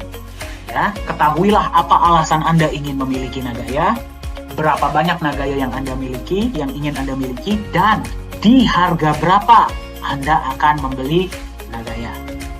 Masa depan Anda ditentukan oleh keputusan yang Anda ambil hari ini.